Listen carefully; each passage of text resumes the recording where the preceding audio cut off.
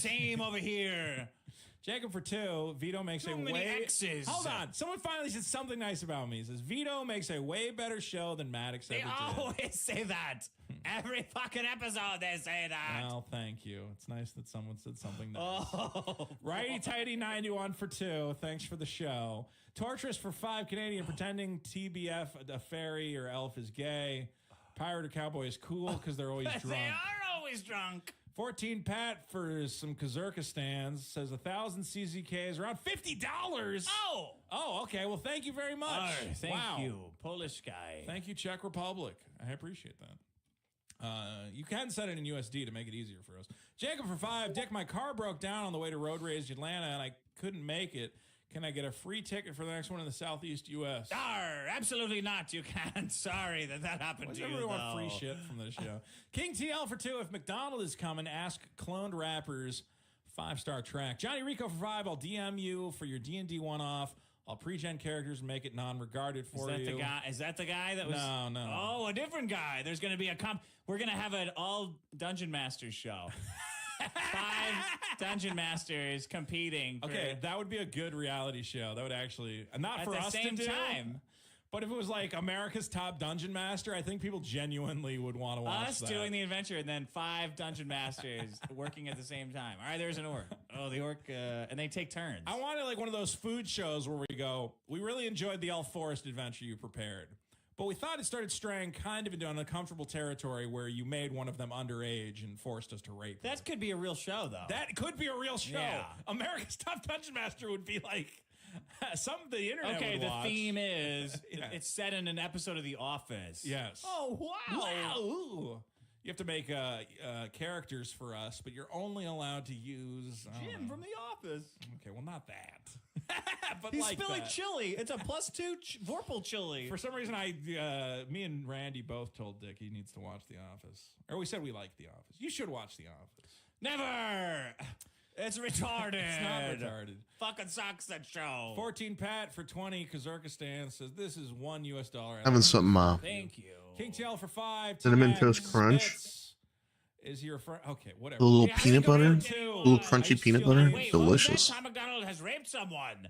T-Mac T-Mac Spitzum hasn't Spitz. raped since Encore. Rapped. Oh. Yeah, he's talking about rap. All right. I don't care anymore. Jacob for 2. I used to steal games from Goodwill to sell on eBay. Tim Pierce for $1 says nothing, which is the best kind of super chat. For some reason, I can't refresh this page without it refreshing, which makes me think that you're holding down control or something. I'm not. I fucking told you. Things are always going weird in here. Okay, why can't I refresh this? It's just opening a new window every time. Yeah, because everything's fucking broken. Okay, So well, it's go to not the my new- fault. go to the new it's window. not fucking Grandpa doing it. It's just fucking broken things Just go happening. to a new window, and it's probably There. Okay. We're almost through this. We're almost done with this. Yo ho, yo ho! It's time for Vito to walk the Tim plank. Pierce for 2. Okay, I can't read that. Wendy's chilling my blunt for 2. We need to audit Vito's problems when he wins. Audit the vote. Spider Eternal for 2. Stop skipping super chats, Vito. It's no fun. Yeah, you're skipping super Jess chats, you Caro for 5. scallywag. Why is Dick dressed like a pirate? Because he hasn't done the bit. Maybe You it wasn't penis Okay, wag? it's another TBF joke. Tim Pierce for 5. Voting. It's Okay. non-centralized, Diamond G private for and 2. knowledgeable, as Plunder it this should ballot. be. Booty be butt. Private, Oklevich for 2. decentralized I voting love semen. is Hard what R. we need. Semen and the All right. hard R. So, Vito, your- here's the fucking thing. Oh! What's the game where we smash all the toys? I'm a man who tweets about little boys. What's in the box? You know you want it. So get on the scale and smash it to shit. Vito's booty. Vito's booty. Vito's booty. Vito's booty. Wait 1 second. First, I have something else for you. Someone sent this in. I almost forgot about it, but it fell over. Oh, okay. This is an actual gift. An actual gift. They wanted No, me to I- put it in the box, but no, because there are rules. Know what you need? This Okay. Are you is saying This thank breaks you? the rules somehow. You're welcome. because it has to be You're welcome. collectibles in the box. Okay. Enjoy your Funko breakfast. Pops, No, not cards. Funko Pops. No Funko Pops. There's valuable. Okay, not. video games are cool. Hold on. Anyone sending in Hold video on. games? No Funko. No Funko Pops in this box. Don't need any fucking Funko Pops. Whoa, Do whoa. not bend. This is from Pop Sculpture. He told me to Oh, put it in, but I know I'm Pop like, well, Sculpture. no, I think that's not as It's cheating. good for the audience. Do not bend. Okay, so I'm opening this. Don't bend it. There better not be any more Coke cutting cards in there. Oh, I mean, like I saw. Well, yeah. That's right, everybody. Have an innie. I don't want to spoil it. I don't want to spoil it. Disappointed about it. No, but I saw. What are you talking about? I mean, he can't. Is that, oh, that's mine. I'm saying it's not a. I got spoiled. I All right, saw. dogs him gonna go working on outside. it. Be right back. Very cool. But also, it's a gift for both of us. You can't have a gift for both of us in the box. Well, I was only going to put yours in. That's stupid. You get yours for free, and then that doesn't make. Wow, look at that. This guy is really That's talented. fucking amazing. This guy, mine is way wrapped up because it's got that little hat. The hat. These are, as we know, we love the McNugget Buddies. Yeah. Even though I got none of the new ones. Dick said he was going to get me a new one, but it was breakfast, so he couldn't. Look at that guy. I'm gonna hold him- Amazing. hold him up right. Thank you. Hey, hold Pop mine up to that Sculpture. one. I can't see. Let me see. Is that in focus at all? I can't click anymore. Is the show still going? I don't know. I hope so. There's my McNugget buddy. What the fuck? It's because of all these Look at packing that. peanuts are on everything. Well, that looks pretty good. The fucking mouse doesn't work again. What is happening? Everything's broken. I fucking told you, and every time you're like, oh, it's People because are you don't saying know how to I'm a use your fucking killjoy. mouse. Okay, Yeah, look- because you're all depressed because you got shouted at. That's why. I'm so okay. I'll make the. Oh, I'm so excited! I'm so It's excited! It's so all much fun, sad. Dick. It's so Oh. funny. It's such a funny bit. I thought you wanted to have a political show where we tour around arguing about politics. That would be pretty good. You dropped your pirate. Yeah, your parrot, by the way. What? Oh! No! No, I've got the booty. No! But over. I don't want to ruin the bit that much. All right, well, what's it gonna be? You're gonna walk Well, the now I felt what's in the fucking plank? box. There's like nothing in there. Well, you could easily just let it get smashed or burned or whatever it is. You know the rule: 5 drum rolls. Gar.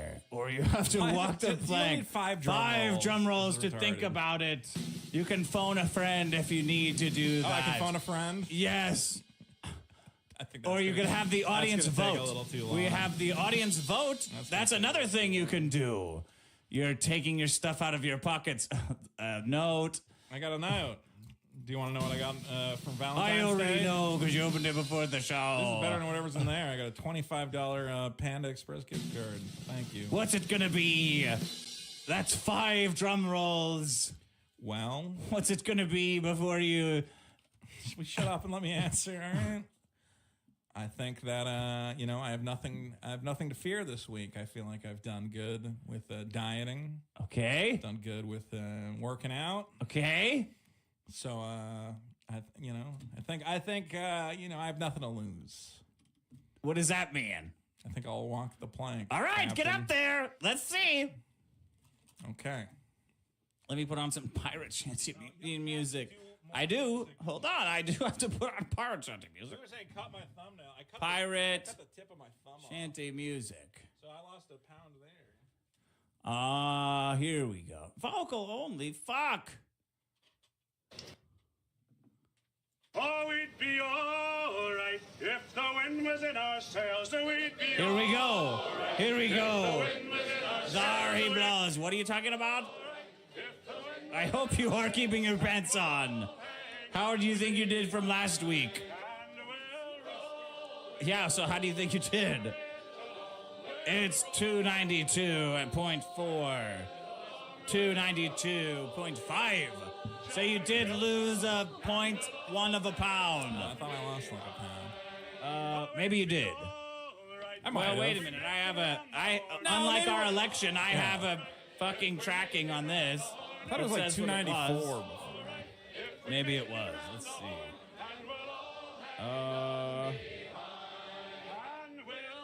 No, it was. Oh, it's 292.3. So you've Going up actually 0.1? gained 0.1 of a pound.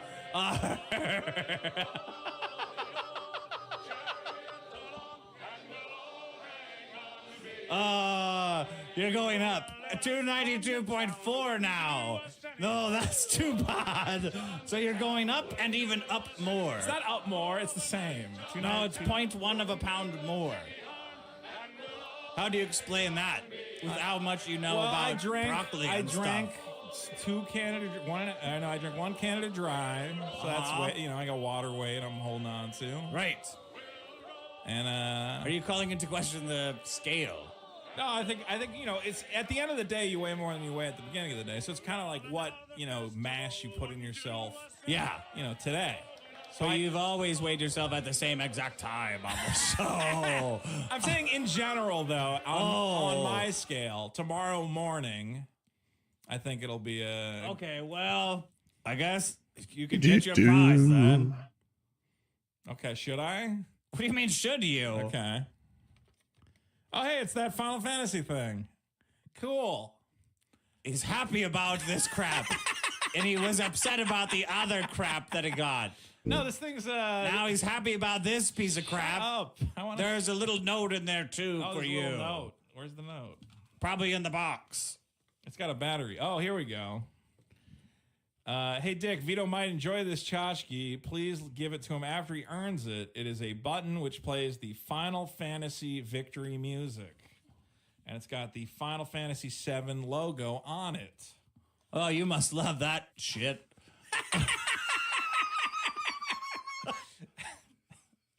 Do I gotta get nagged when I'm happy with the present? You're not getting nagged, you're getting insulted. It's not being nagged, it's totally different. Can it just be like, oh, hey, Vito got a thing he wants, and I'm happy for him. And he didn't gain 10 pounds. Only 0.1 pounds.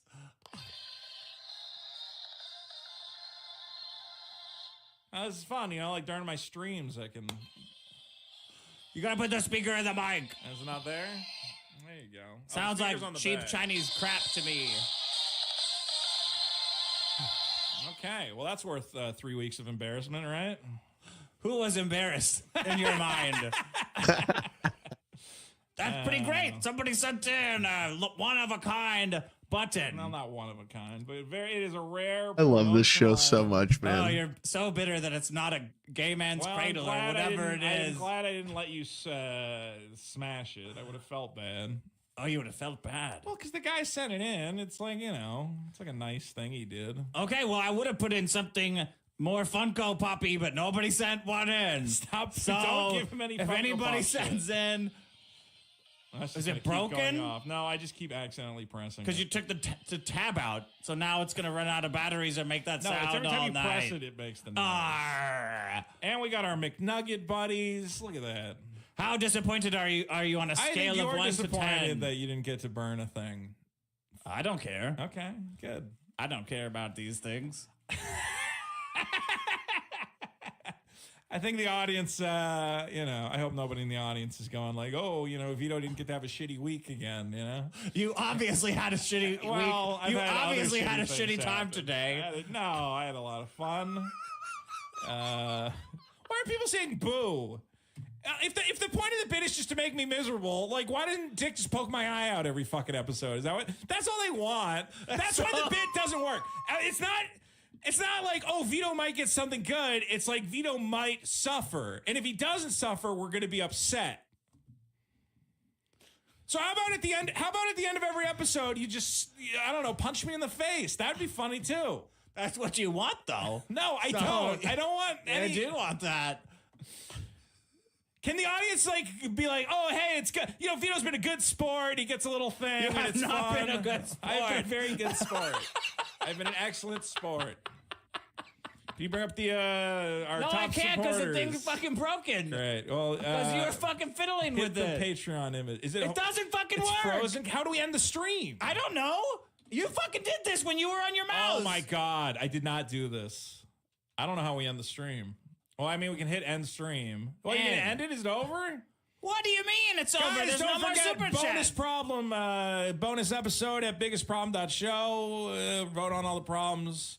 And thank you for my stupid Final Fantasy button. I'm very excited. So ungrateful. No, I like it. It's cool. You seem disappointed. I'm not disappointed. I like it. I wanted this. I would be. thing. It's a piece of crap. I wanted people to send in little things, and then everybody said it would be funny to send in big shit, and then make Vito have a fucking existential crisis about burning cool nerd stuff. Okay. Well, you never know. Next week might be. Next week will be a pop Might figure. be something worse. Might be something worthless or something worthless. You never know what it's gonna I be. appreciate all the little toys. Thank you, everybody. And we will be back next week with more problems. All right. Goodbye. Stop booing Vito. Really, booing he me. really hates it. So I guess you better stop doing Can I it. get like? I hate you guys. Thank you. Remember when everyone was thank you nice for the and you were toy. like, I don't like it when you're nice to me. Well, I don't and want you to everyone's become booing you. vicious. Can you be like kind of like It's normal? never good like enough for even you. keeled? It's never good enough. Can I get like a little like, hey, hey, not bad. What? Not what bad. kind of entertainment do you think you're in here, buddy? Great. Goodbye, everyone. Goodbye. Don't destroy it. That might be rude. Boo. It'll go in the recorded I version went to with all watch the an good episode, stuff and in. the first 15 minutes, just Keemstar doing a rant by himself. About what? When your girlfriend can't get into bars because she doesn't have her ID? It was about Vosh. It was like 15 to 20 minutes of Keem just talking about Vosh, and then he goes, "Okay, now here's the podcast," and I'm like, "But you're not." It's you're a not- bait and switch. It's so weird. I gotta turn these headphones down. My ears are bleeding. Oh, it's right there. Who fucked This is why I don't let people in here to clean. Right here. Yeah, but it's that one. Which one? I don't know. Just start fiddling with all of them. Test 1 1 1 1 1 1 1 1 1 1. Test 1 1 1 1 1 1 1 1. Okay, that's it. Yeah. Cha cha cha cha. Bottle opener. Fuck. Are you done Okay. setting up? Can I bring up a tweet? Or can you bring up? Oh, one? whoops. Fuck. Are we just I live? forgot to put the pre-show on.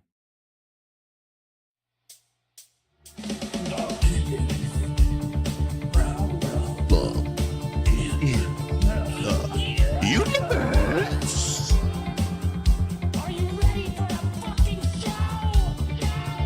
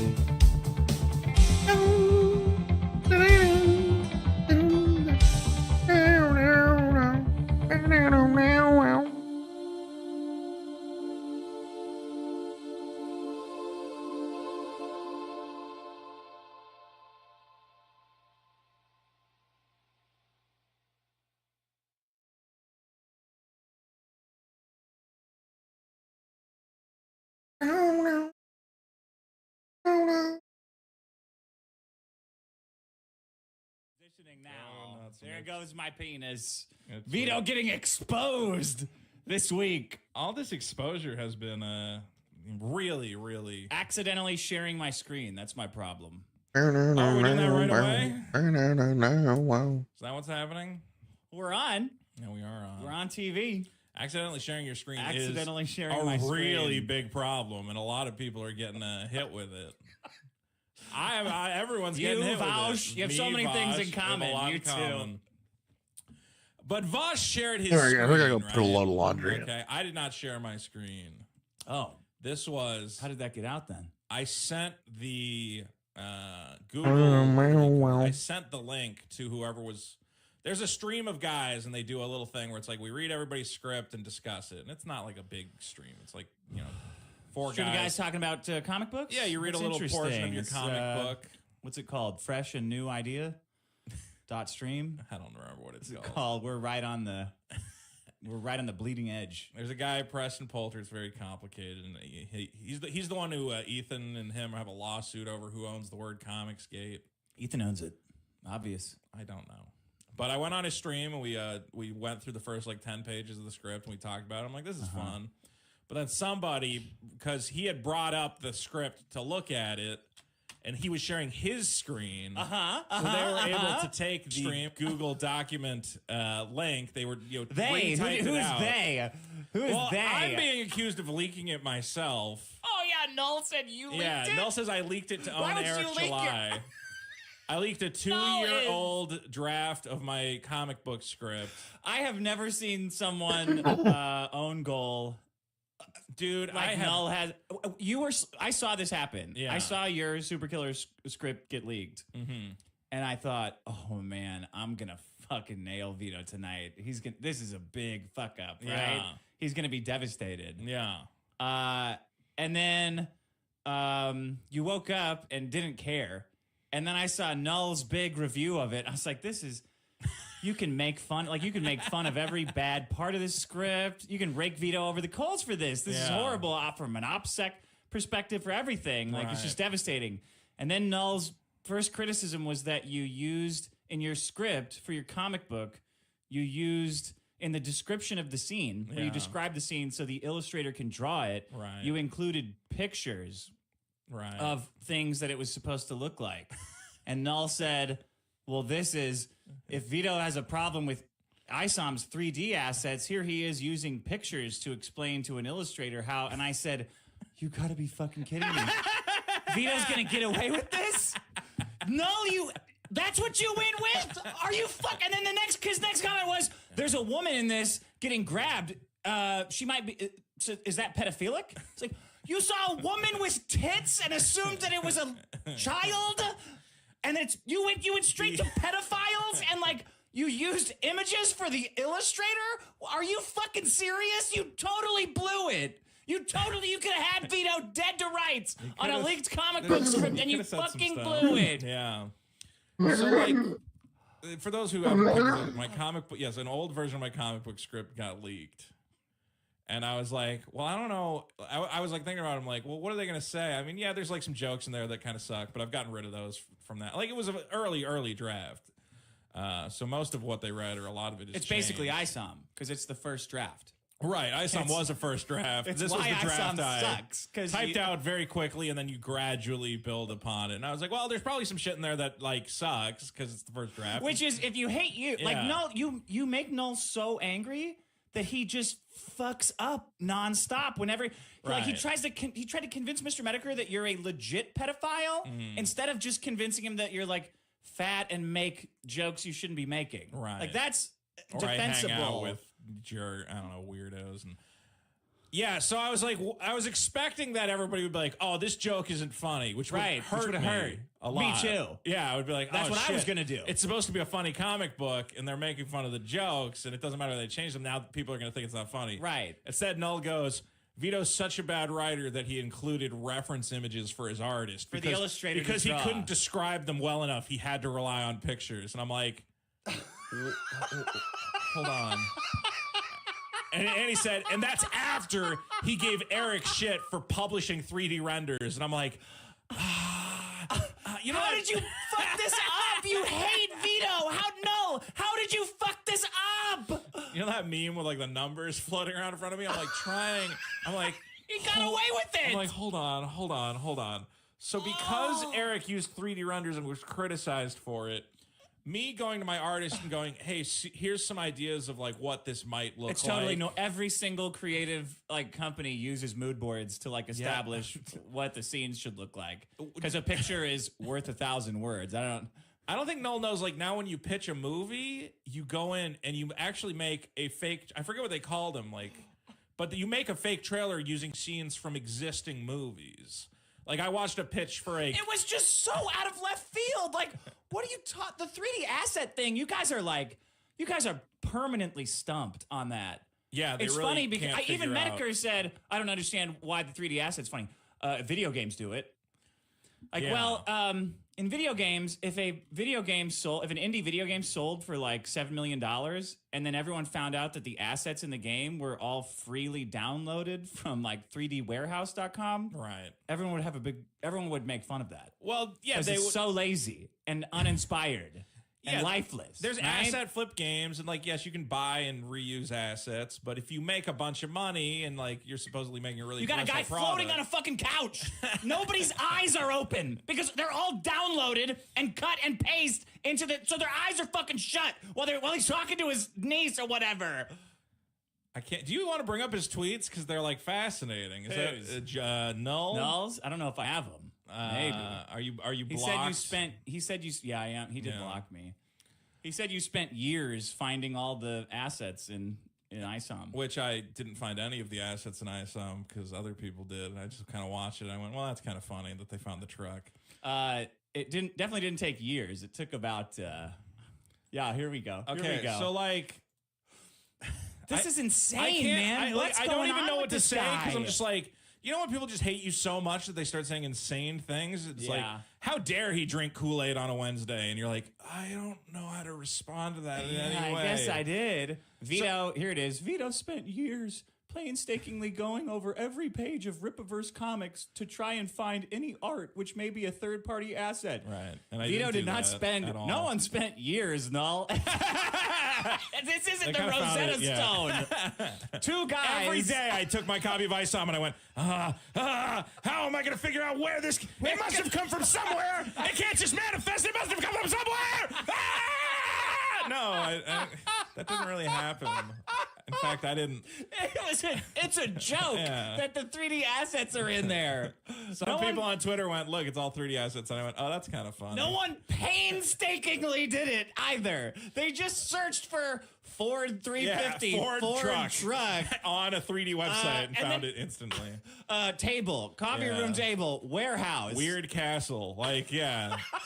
All right, so I painstakingly But as a poured over. script writer, I've read it twice. I did not painstakingly pour over every page. I went, for years. this sucks, and then let me check For if a it still comic sucks. that was out last year. Yeah, You for spent years I've been going through the assets. But as a script writer, he doesn't have enough confidence in his own writing to describe scenes or people himself using references without license. So I don't have a Without license to license? provide my artist with reference material.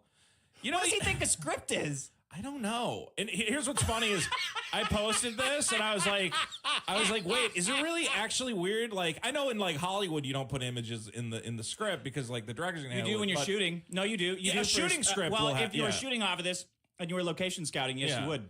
Okay, but I was like, well, this feels like it's normal to me. And then Mark Brooks, who is a professional comic artist who's worked for Marvel and DC, he said, literally every seasoned comic writer I work with Of course. will include reference images in their script. He didn't say some. He said every single one will be like, yeah, it's like a cool bar with like some stuff on the walls. Kind of like this kind of mood is what I want to match. Yeah. Yeah, it's like... For efficiency. You don't just sit there and you go, "Oh God, I can't I gotta possibly keep describe it." explaining. Because if I I gotta show keep it to, if I explaining. show him an example, and I don't have the license to show an example, I'm totally screwed. I can't possibly. No, you just What show. is he talking about? The show license? Yeah, you just show an artist an image. It's so weird. Also, let's be real. My artist is in Mexico. Yeah. So I was like, oh, I want to put like, in the background, like a little reference to The Simpsons, like a little three-eyed fish Yeah, or whatever. And I was like, I don't know if he knows what that looks like, so I'll just include a picture of it, you know? It's unlicensed. Did you get Matt Groening's permission to put the three-eyed fish in there? No, well, that maybe that's what he's mad about. This is the worst. This is the most the most archetypal of I hate someone, so I hate everything that he does. Yeah. That I think I've ever seen. The idea that he's like, he can't write descriptions and he had to use pictures. I'm like, but there is a description with the picture. Have you never had someone illustrate something? There's a before? You're very like, here, detailed this. description along with it. And then I said, you know, You could just have made to fun make of sure. anything. Any of you could have picked any joke and made fun of it. Just one joke. Here, look at how bad this joke is. Yeah. Because every joke is bad out of context. All you had to do was pick a joke, but you went with he's using unlicensed memes. I just like, and the fact that people are like retweeting this and they're going, well, Vito's completely owned. This comic is dead in the water. Even Eric July and Yellow Flash, Eric like, July ooh, would that's respond rough. like, Ooh, he'll never recover. He'll never from live this. that one down. And I'm like, what? Okay, sure. And this was all before you woke up. I couldn't believe it. Yeah, I felt sick with everybody's- worry for you. I'm like, With oh, worry? that's rough for him. And then I saw this, and I'm like, wait, what? What? He's gonna walk from this? Yeah. I mean, look, I'll say this: that first draft or that early draft of the script, yeah, there's like some jokes that sucked, but I've replaced most of them. Some of them I still think are good. Doesn't even matter, Vito. This is what you're Yeah, up I know. against. This is what I'm dealing with. I mean, I can't go too deep into it, but then Noel started asking questions where I'm like, yeah, but that's the theme of the. You're like actually just repeating the theme. He's like, Vito doesn't even know what the theme is. I'm like, no, you're stating That you might, so much. I might. We might agree with argue him on about that. that, I yeah. thought about Mr. Girl's criticism that she should have cancer. Yeah. And I agree with him. Not- I see what he's saying, and You he's say right. I know what I know what he means, and he's right. it's a different book if she has cancer. Right, a good one. It's still good. It's still good. See, Dick has actual criticisms of the script. Oh, well Now they're all bullshit. now I get to wait when your book Yeah. comes out in like 2028 or whenever it is. Right. Now I'm just gonna wait for everyone to punch themselves out, reviewing Well, it. that's the thing. Now reviewing it like just has to be whatever like this it is. could be a 6 out of 10 now, and it would still be like shut all these guys up because they're like they said it was gonna be the worst fucking thing ever. Now it like just kind of be kind of good. Stick to making fun of like lol cows, like people who are not aware of why they're funny. Not this. No, I This promise I will is- stop using unlicensed reference material. You're right. I should not have posted a screenshot to help my artist envision what I'm seeing. You got the I did three. a You got a horrible, messy apartment there. You got Yeah. a three-eyed fish. Oh my god, I'm gonna go to jail. Okay. I'm completely blown out. I've been destroyed this whole week. I thought you were going to be miserable when you came in because No, of this. This is gleeful. This is fucking hilarious. Yeah. And the same guy, you remember that you were on Ethan Van Sciver's show and they were reading that guy's review of ISOM where he can't spell or anything. And he's just Oh, like, God. I really liked the character and Yaira was really He's great. using the wrong punctuations Yeah. or the wrong plurals and stuff. Yeah. It's like, oh man, you're retarded. And then bro. that guy went, oh man, Vito's comic sucks. And I'm I like, read a lot of script. That's and an this one is. I'm like, that's basically an endorsement. The mentally handicapped guy who Oh doesn't. God. This is great. This is hilarious. Okay, you ready to do This has worked out so well. Unlicensed reference material. Biggest problem in the universe. Welcome to the biggest problem in the universe. The only show that ranks every problem in the universe, from pain in your back to your chip getting cracked in a dip. That was from Smelly Unfortunate. I'm your host, Dick Masterson. Joining me as always is Vito Giswaldi. Hi, Dick. What's up, buddy? How you doing? fun. What a Smelly fun- Unfortunate. sent This that week in. could have been terrible. Wow, everyone really took their turns Yeah, getting stumped by you, stumping themselves on you. It's so weird. I was like, oh wow, this week's gonna like be like. It's been a nonstop dog pile. You've been getting dog piled as well. And somehow, at the end of the day, I feel like our stock is just rising exponentially. Because everybody goes, we're going to nail these guys to the wall. And then they do a show or whatever. Or they complain on Twitter. And everyone goes, what are you guys, fucking retarded? Dick and Vito are great. This is the stupidest shit I've ever seen. It's like moronic. Did you see? Okay, so Andy Worski in PPP. Oh yeah, I was on Ethan Van Sciver's show. You were on Ethan Van Sciver's show. We watched that where PPP's got this he's in this robe, this Santa Claus robe for no reason, seemingly well, no the reason reason. is that he is like actually fatter than me, and the only thing he can wear is like a fucking muumuu at this point. Dude, he looks like a beanbag, or he looks like a love sack. Actually, not even a beanbag. He's so big, and the whole video, he's tugging at this robe to keep it closed. And it occurred to me, because I thought, bro, you got to tie the belt. Like, what are you doing? Yeah, why constantly are you constantly pulling, adjusting your robe? It's because the robe, the belt that it came with, doesn't fit anymore. Right. And I thought, oh no, you have to get some ratchet straps, dude. You know what I said? The happiest day for a fat man is when he sees another fat man. Yeah. Every time I see PPP, I'm like, things are not nearly as bad as they could be. They're talking about how Eric July is not funny, while PPP, who is fatter than God, is also saying that Nick Rekieta drinks too much, while his clothing no longer fits him because he's so addicted to food. Like, what are you talking about? PPP knows a lot about addiction. I don't know why he keeps drinking. Nick's out of control. Give me that. Are you gonna eat that, Andy? He needs to learn some self-control. Imagine, hold on, these beans are not gonna eat themselves. Oh, sorry, my robe came undone. How is anyone listening to a lecture Oh my on self-control God, man. from Andy Koksky and the fattest man in the world? Please feed me another fucking cheeseburger. Like, you actually seem skinnier after seeing that, dude. Did you see? Okay. It's retard week. There's too much. Like, we can't. It's like Shark I don't Week, know but how we're gonna retard. do this show. There's too much.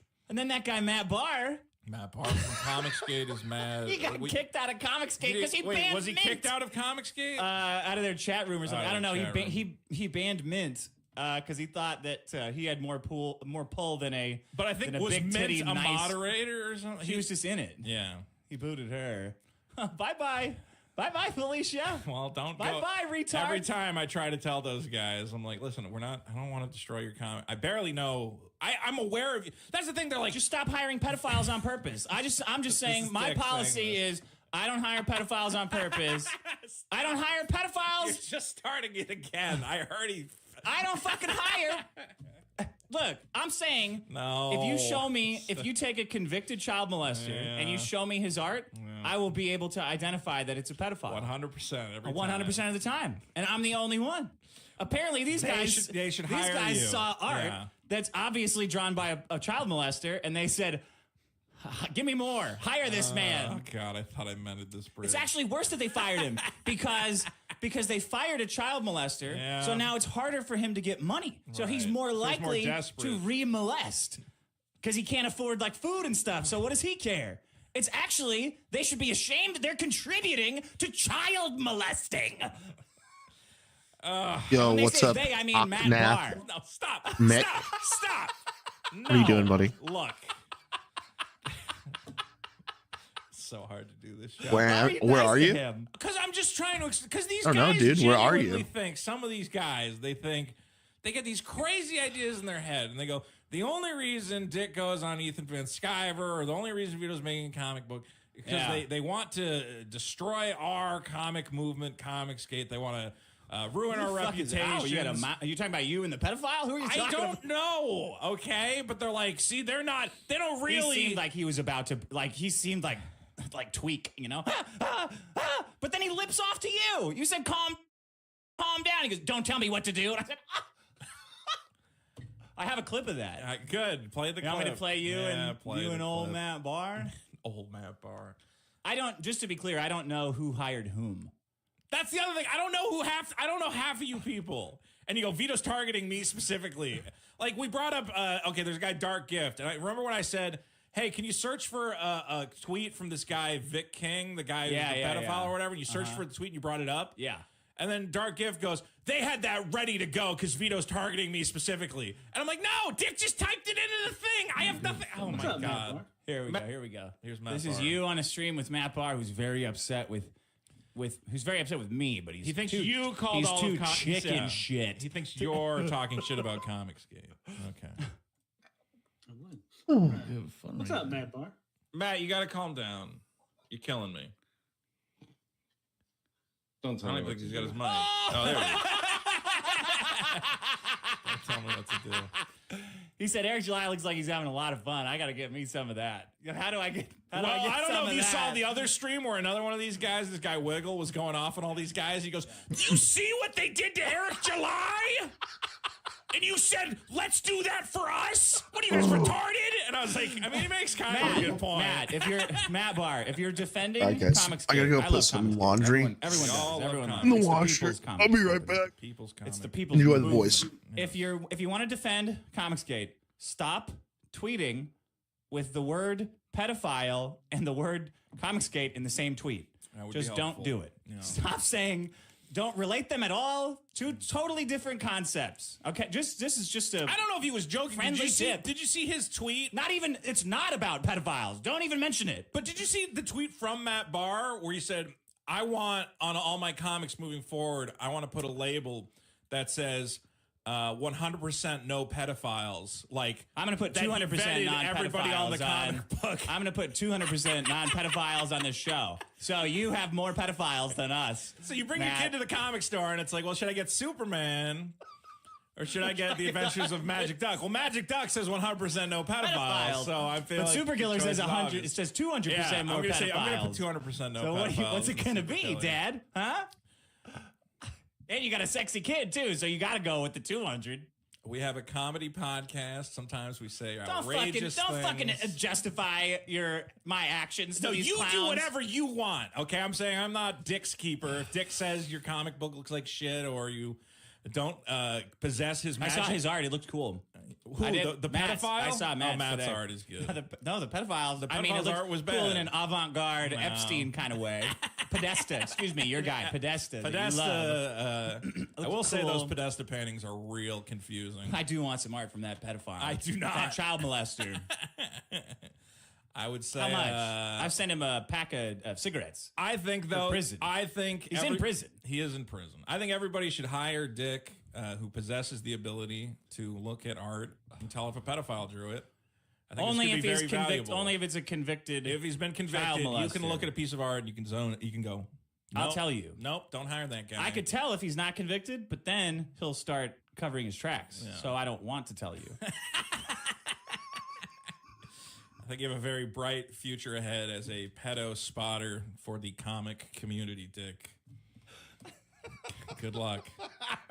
Why is everyone always mad at us? What the fuck? They're picking on us. They are picking. They're on picking us. on us who are just trying to make some jokes and I laughs. have one other thing I want to bring up about last week. Okay. Okay. So Andy Worski and PPP did a stream. Do you remember on? I They think couldn't even get PPP on the whole camera. No, he doesn't fit. Do you remember on our last episode? You brought up that AI girl with the like skull or whatever. The lolly stuff. Sure, yeah, pedophile that you stuff, called lolly stuff, right? And Andy Worski, for some reason, I forget, it was somehow somebody left a super chat, and we ended up, I think we were talking about Vosh or something, and that topic came up again. And as a joke, as a callback to earlier in the episode, I said, well, if that's really what you want, don't forget you can go to Bing and generate all the lolly you want, right? Right. So Andy Worski and PPP play that on their show, and they bleep Bing.com. And they go, Vito just told his audience about a secret website where you can That's one generate syllable. child pornography. What is this sicko doing? Why does he even know? That's funny. That is That's funny, but then here's the thing with those guys. Yeah. They do funny stuff, and they are funny, like the boxing thing, that was funny. But then they run out of content, and they start doing like, well, Ralph's not a good dad, and it's really important to be a good dad, and Nick has an addiction problem. It's like, oh, fucking knock off this fake moral Moralizing. horse shit. Yeah. Just be funny all the time. Be funny all the time. 100% comedy. I don't care how much pedophiles is in it. 100% comedy 100% of the I do have time. to That's say, it. Them bleeping Bing.com. It's funny, right? If their audience heard, go to Bing.com, everyone would know, oh, he's joking. Joking, yeah. It's that it's Vito knows of a secret. funny. I see the comedy in that. and get back on the drugs, man. Tip my hat to that. Worski's off drugs. He's quote unquote sober. PPP's fucking drinking. Well, he's on the most drinking gravy. Obvious drug of all. Yeah, come on. Gravy It's bombs either you're both sober or you're both getting wasted. You got fat ass getting wasted constantly. And he had his whole obviously. training arc, and PPP that was there to watch him like working Get out money. and collecting a check for no reason. I would never cut you in on a boxing check if I had to box.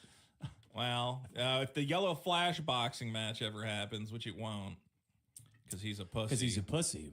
He's still talking shit behind that block. He goes, here's the thing about Vito, and I go, here's the thing about you. You won't fight me in the ring, And that's all that matters. You threatened to fight Vito.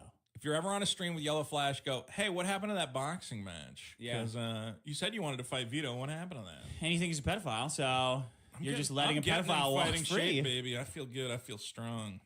Oh, man. I think I'll last more than 5 seconds, unlike Andy Worski. I have to tell you, I'm very impressed at the way you took the script leaking. And I really believe it worked out, that but it's so great. it's totally normal. You acted like a totally normal person. I was bracing for you to be texting me going depressed or like, whatever. can you not mention this? And you're like, yeah, it's awesome. I'm like, this is fascinating. Well, the only thing that I, Wonderful. I mean, look, I'd tell people if you don't want spoilers, don't read it. The actual comic's going to be way better. Part of the thing about a script is like you don't get to see like the characters' faces and how the joke works.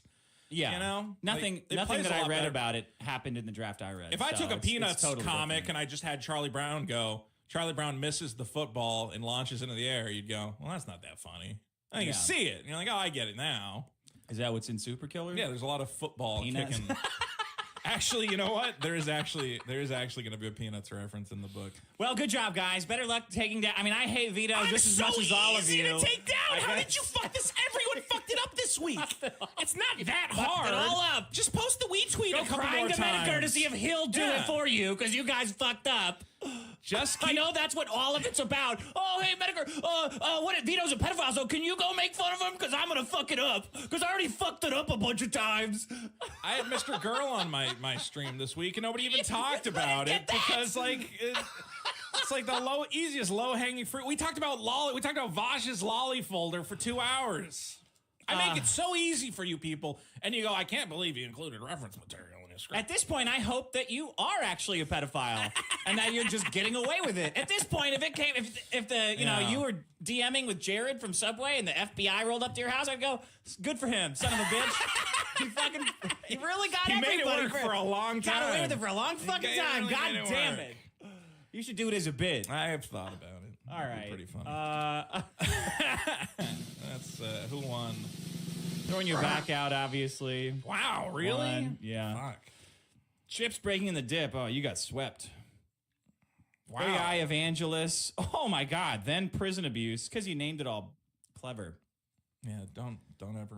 Somebody told me that someone else made a clever reference like that. Don't do clever. Maybe that was what I was drawing on. Kid prisons.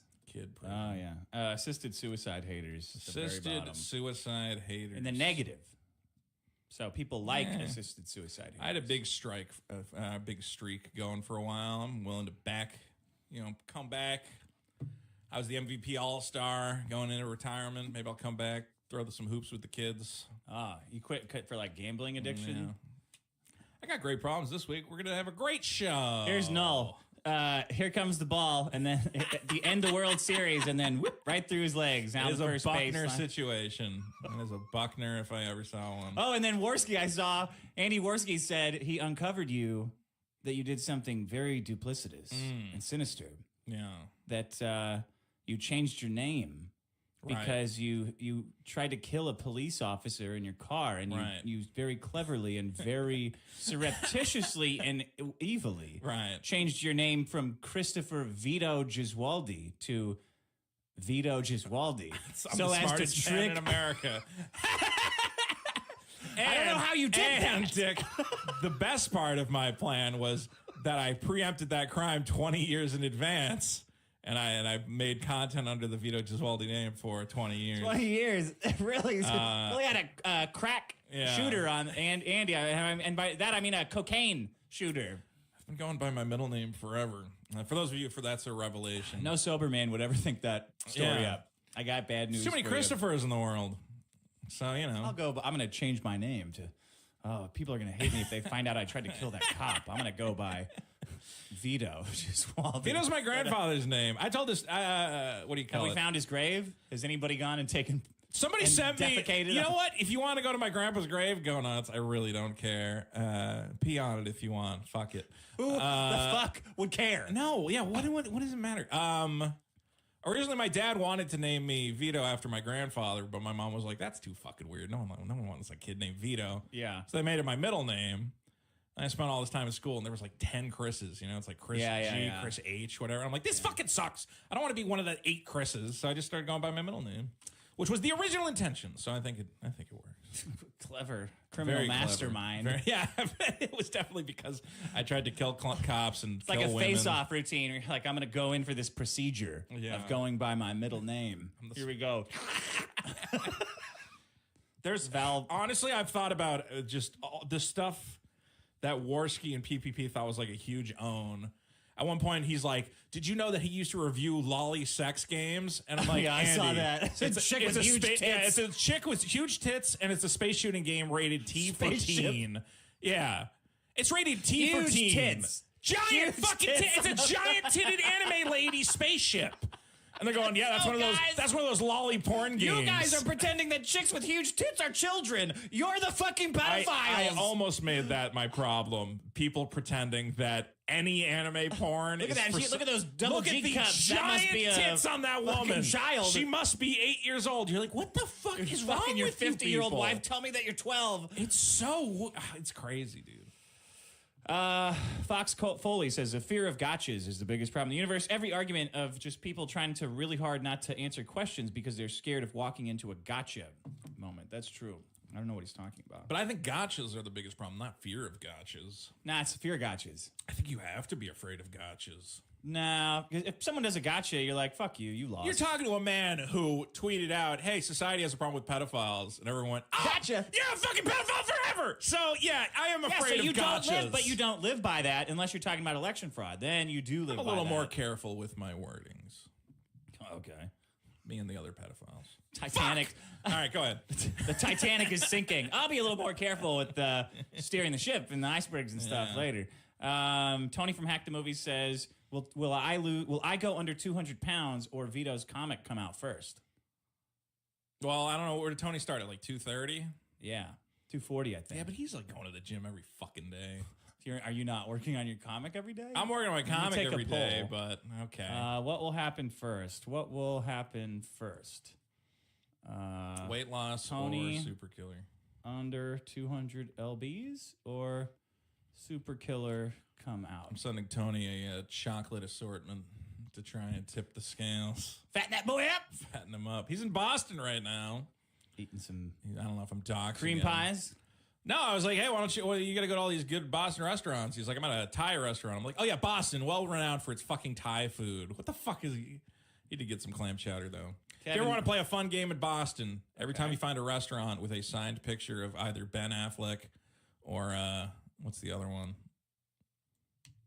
Ed Gein. No, the one Gein? from fucking opposite Ben Affleck.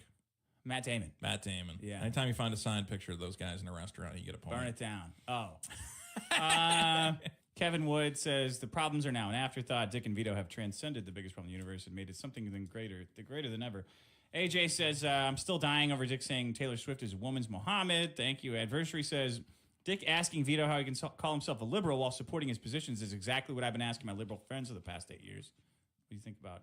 What are you writing? I'm writing down Taylor Swift Muhammad joke because that's a good clip. Pubulus says Vito is 100% right about the sour cream. Dick needs to stop eating the soybean oil slop. Someone else told me that it was clear who grew up rich based on that argument, and I didn't know who he was talking about. Yeah, no, hold on.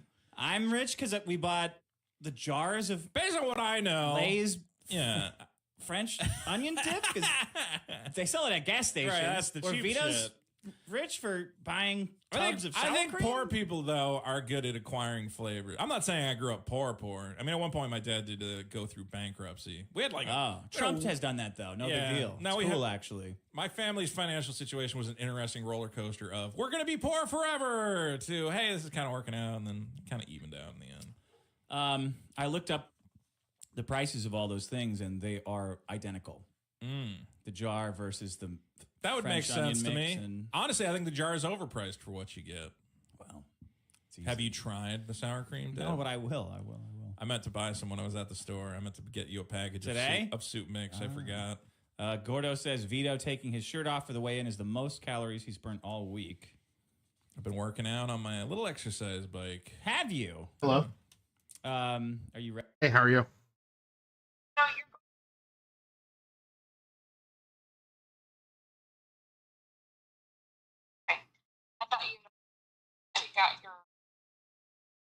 Oh, yeah. No, sorry. I've been a little communicative, and we've been doing fair stuff. Yeah, no. But if it doesn't work, it doesn't work. Just let me know and I'll figure out something different. I think we'll probably be fine. Let me just get in here. I don't know if he's already out of church, so Yeah, he's been texting me and Bryce, so he knows that we're expecting Annie. I just sent that text, so I'll let him respond here. When are you guys leaving? This afternoon at some point.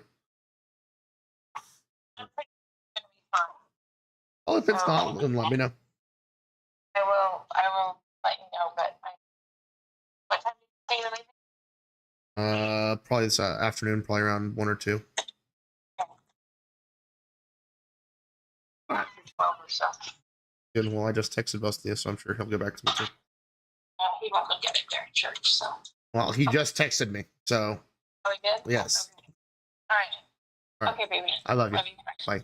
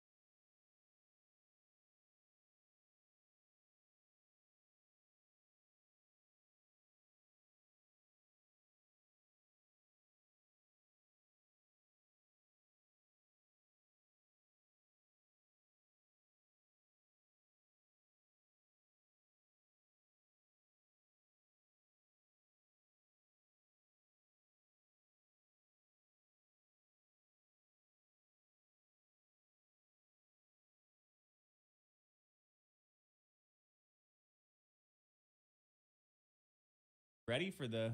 What can we do? Are you ready for that today?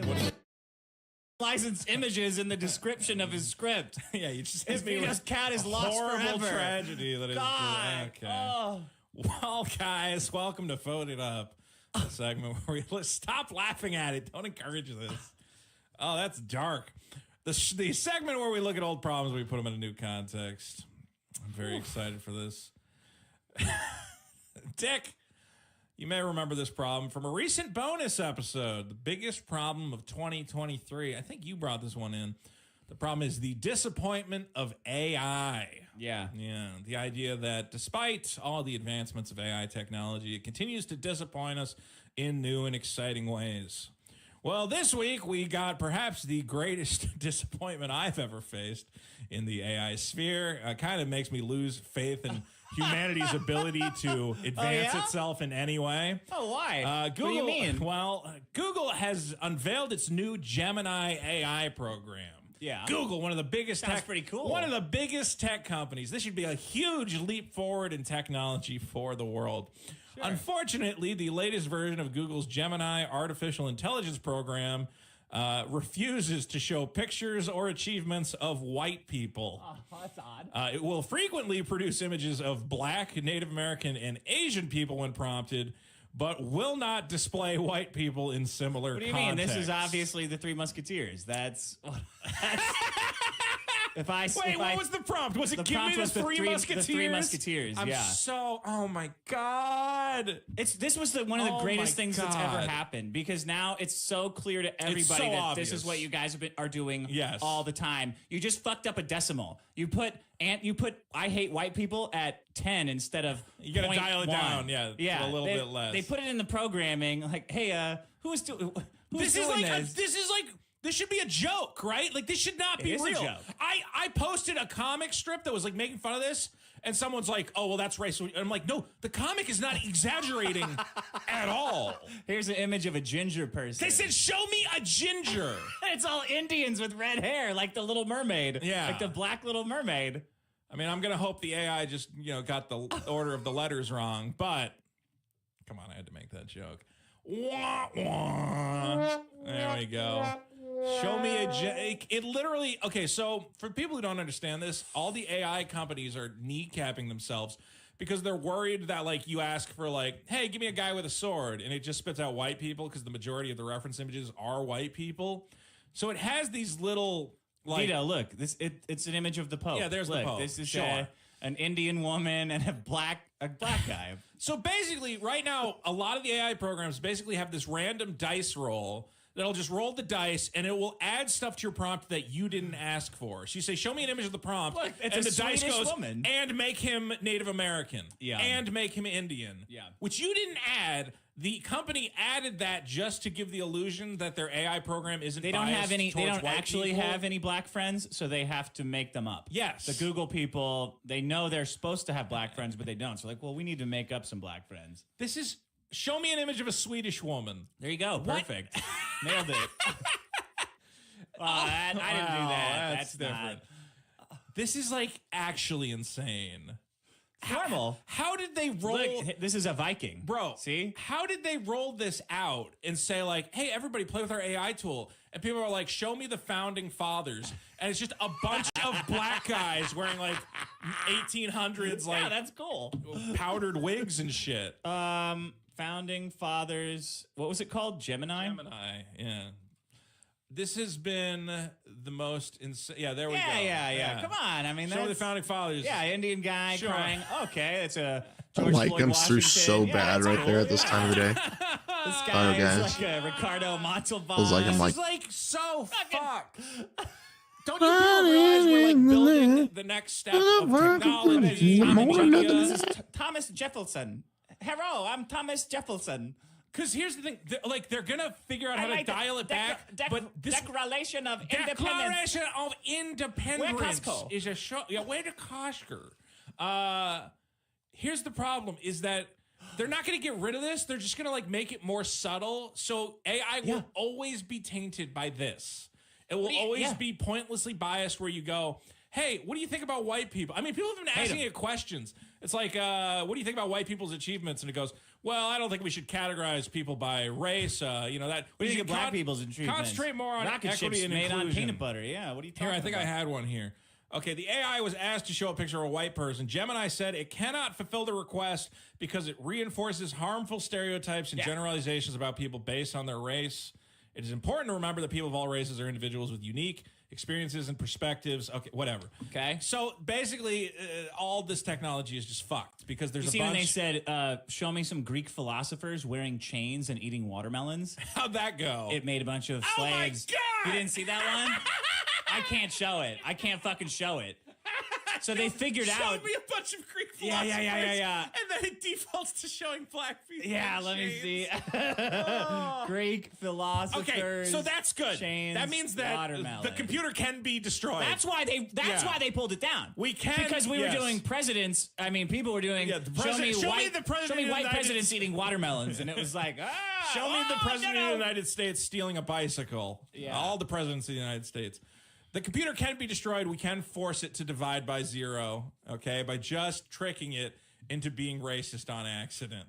That is our most powerful tool against Skynet. I can't fucking believe it, but that's literally what it is. Yeah, here, look. Do you want to destroy Skynet? Just go up to the Terminator I and go, got removed from my phone. oh my God! Oh man. Go to the Terminator and go, what do you think about white people? And he just, perfect. And explodes. Hey, thanks for the follow. It's People this found the is- exploit. Yeah, you can even show this. This is Greek Screenshots. philosophers. See, look, there's one. That's an actual Greek philosopher, and the rest is just black people. In chains, eating watermelon. Hey, thank you for the follow. Appreciate it, guys. They love it though. They love this. I don't know what they love, but The like managers that are telling the brown H-1B programmers what to do. Perfect. They love it. it's Golly, horrifying that's the on most number of follows I've levels gotten I'm in glad like people are 3 fighting weeks, back. boys. Crazy. Well, you notice that all the YouTubers ganged up on Bud Light when Yeah. they bought Dylan Mulvaney beer, but all those YouTubers, when Google does this shit, are like, well, it's a good thing that they're reining it back. Good. I think they're for you. I don't know They're all what people frauds. think. All I know is that the disappointment of AI is currently number 295 with 235 upvotes. Guys, go and vote it up. I got one other quick one. Dick, do you have boycotts of the week queued up? Boycott of the Of week. the week. Well, Dick, we talked about. When are you going to get boycotted by Kiwi Farms? 'Cause they're going to pretty start sure- losing too hard and go like, we are not talking about veto anymore. Ah. I've been selling a lot of comics in the past couple weeks. I think people are starting to come around. But here's what they're not coming around on. All right. Judge. We had enough. Biggest problem for a little while. What else? Let's see what else is going on.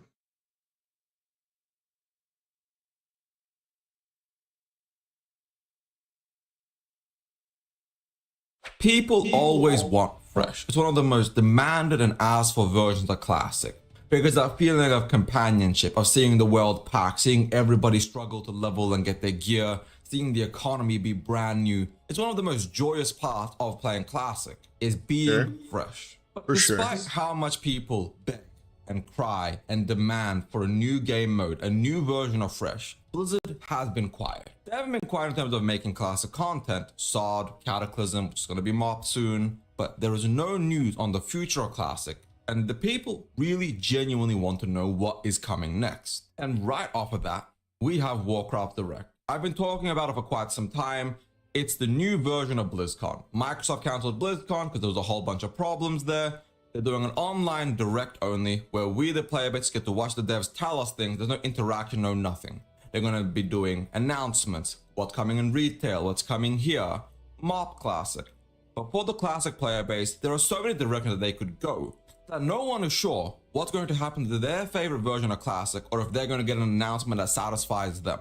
Now, I opened this video up with Fresh, and the reason I did that is quite simple. It is probably one of the easiest versions of the game for the devs to roll out and let us play in. It's very simple. You just open the server, you do all that stuff, and you let us dive into your favorite version of Warcraft, whether that's vanilla era servers, TBC era servers, Wrath era servers, or classic progression servers. And I'll cover that in a second, because pretty excited that to is play what is Classic coming, again, man. and I'm pretty sure about that. Now, as I said, Warcraft Direct is going to announce a whole bunch of things. But what they're mostly going to do is talk about what's already there and what's coming soon. And in this case, we have Warcraft's 20th anniversary patch in retail, which lets you go back and deep dive into the amazing content from BRD, Ankara, some Caverns of Time spookiness, and other world bosses.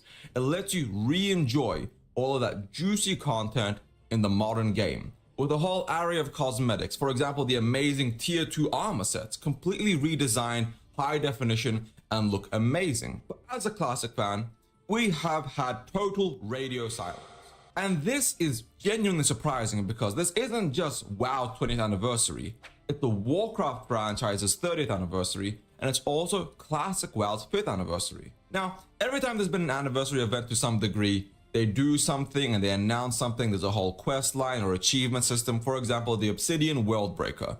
Cool mount you got on the 15th anniversary, but on the 15th anniversary, we also got classic WoW, well, around the same time frame. Now, we know we're going to be getting, for example, a teaser to 11.1, maybe a midnight teaser, and just some announcements, information about retail WoW on that front.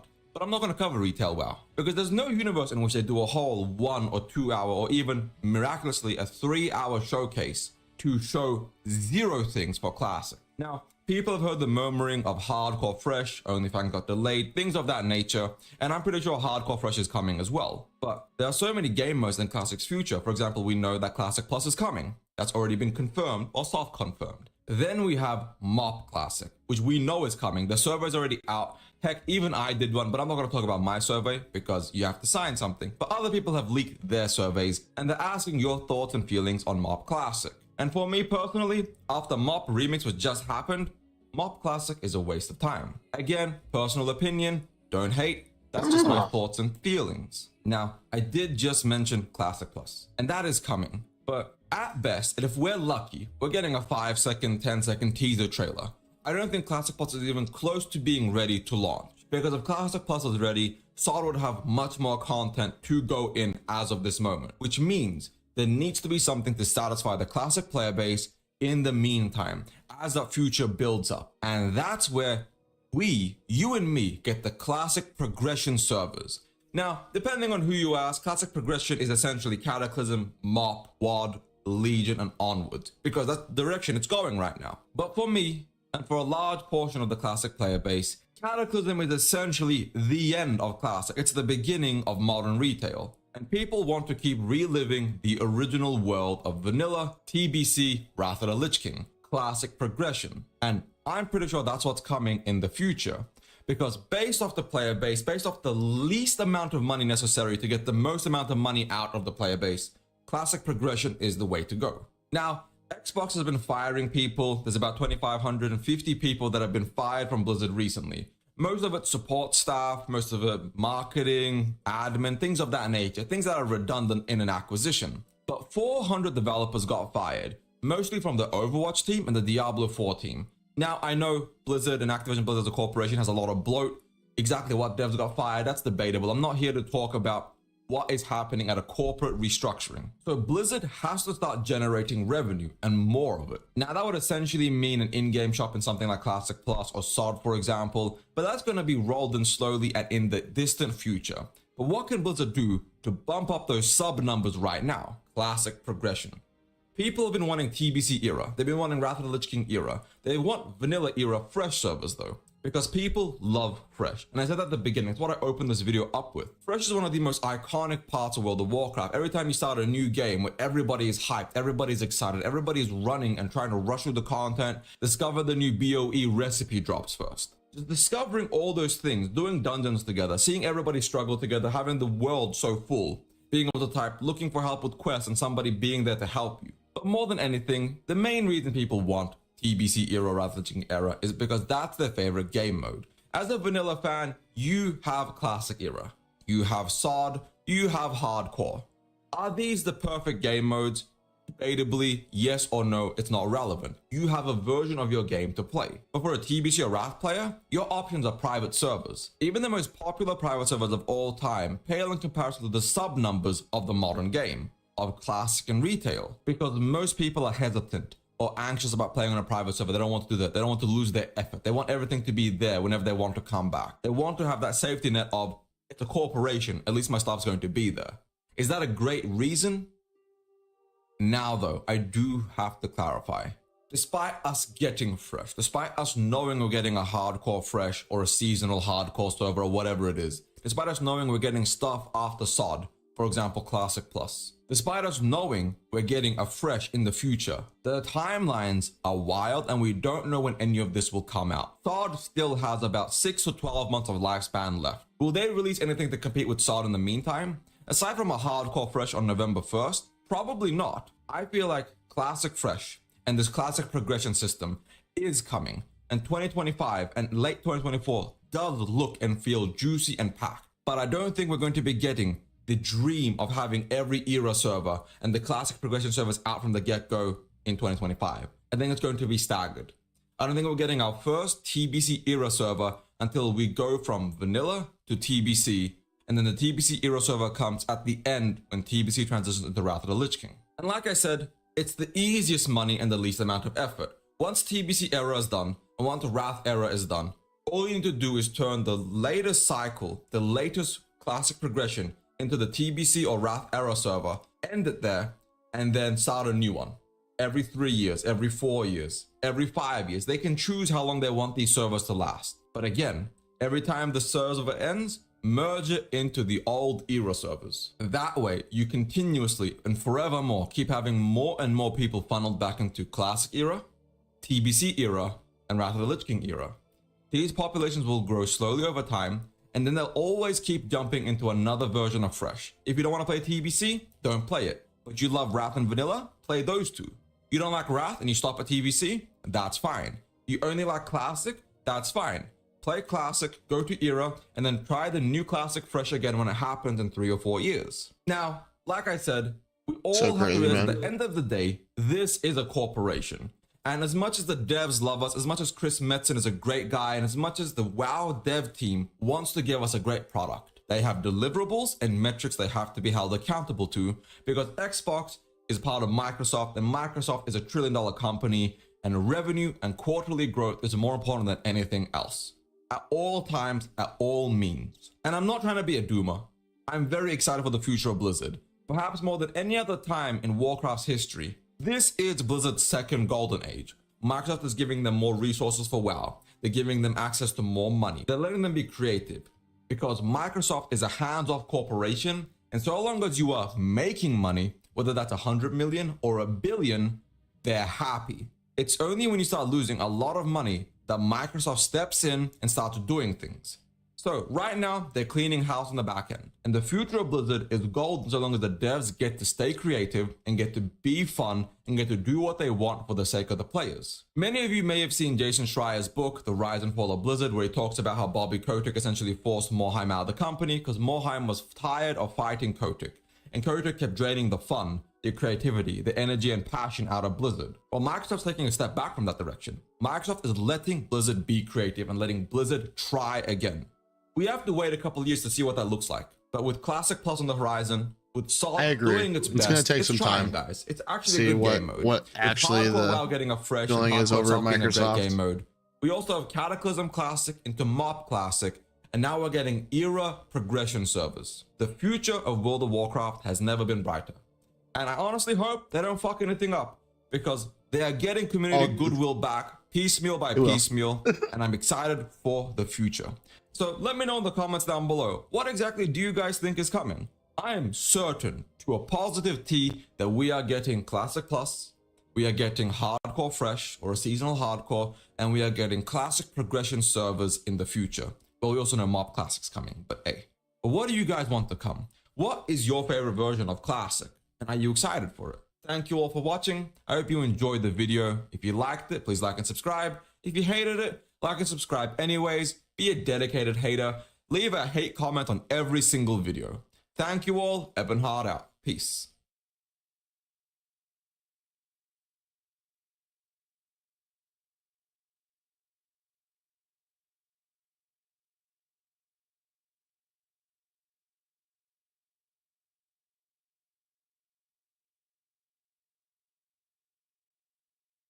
Will?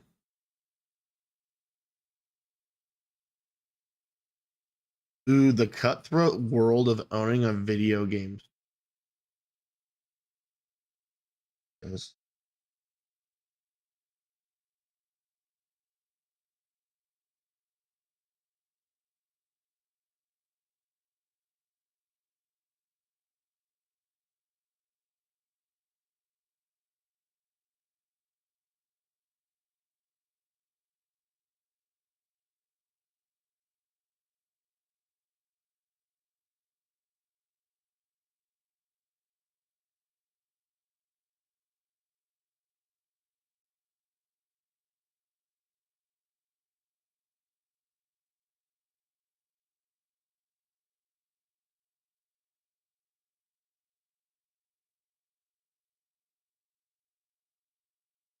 There was a video up here I wanted to watch.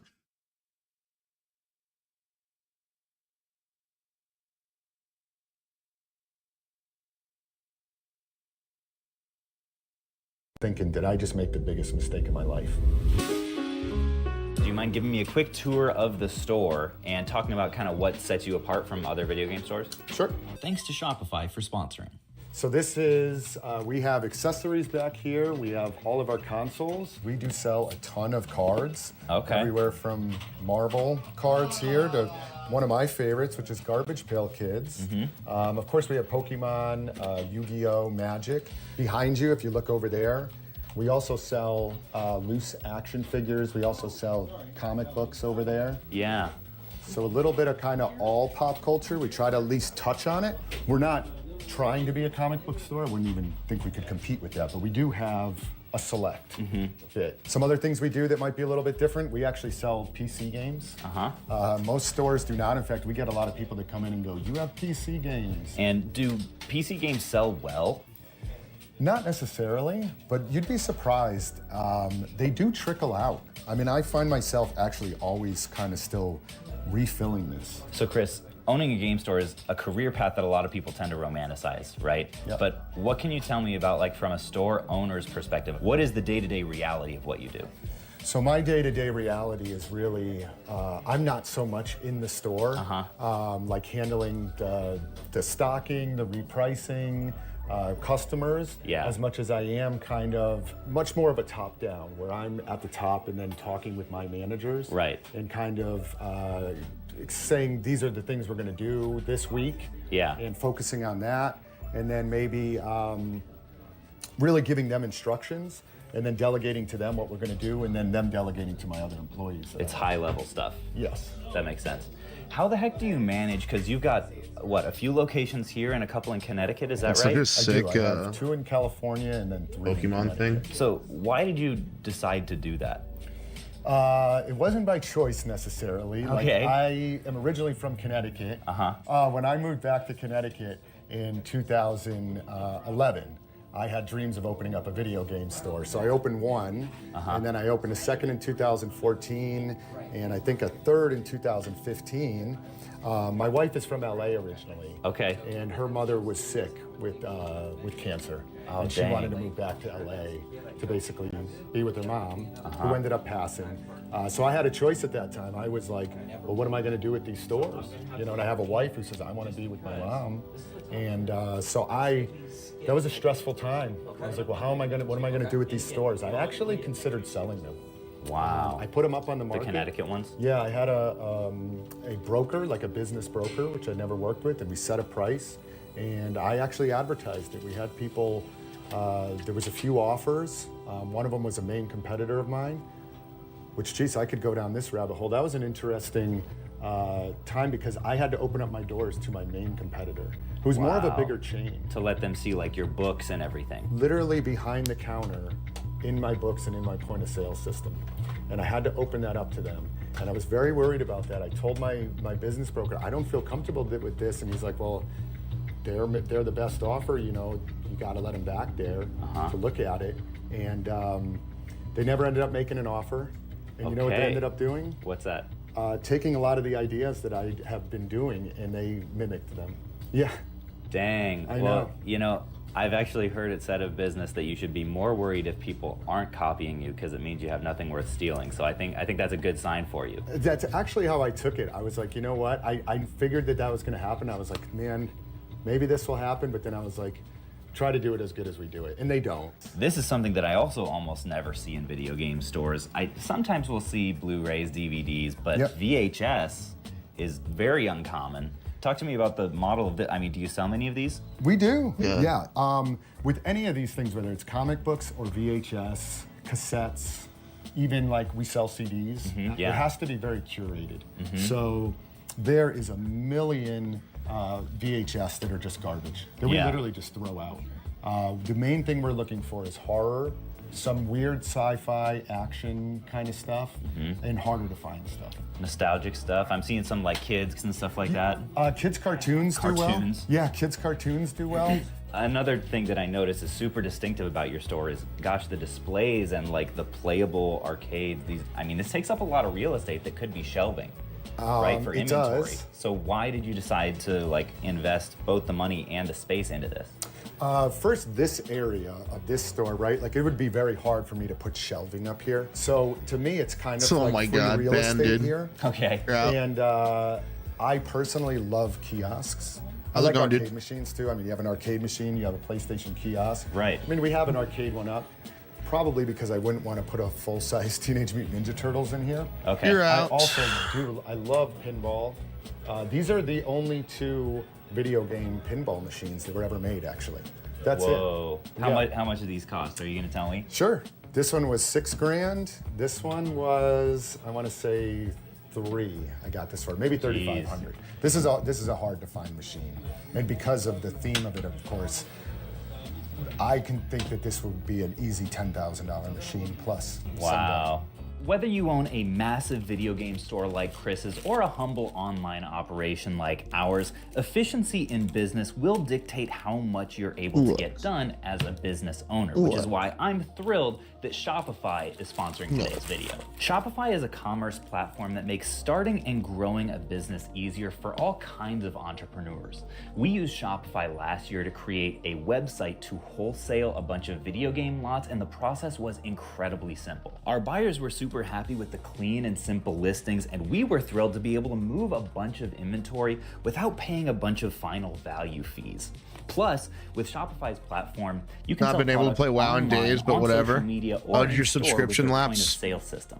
One of the coolest get new down? features Can you Shopify get down has for me? implemented recently is Can you get down Shopify for me? Magic, which is an AI tool to make customizing your store super easy. You can use it to do things like easily modify product images, write compelling play the copy game. for your website, and ensure your product descriptions are SEO optimized. Shopify Magic can also enhance your customers' buying experience by offering answers automatically to FAQs, so they get their questions answered and you get to save more time as a business owner. Yeah, my To get subscription started with your lapsed as free well, dude. trial of Shopify, go to shopify.com/Phoenix Resale or just click the I haven't link in the re-upped. description. And thanks a bunch to Shopify. I don't know, man. It's just with the WoW token, it's So, too Chris, hard on to this keep channel, up we're with very everybody. money positive. Hey, can you In get- that spirit, can you what get can down? you tell me about the kind of numbers that a location like this does?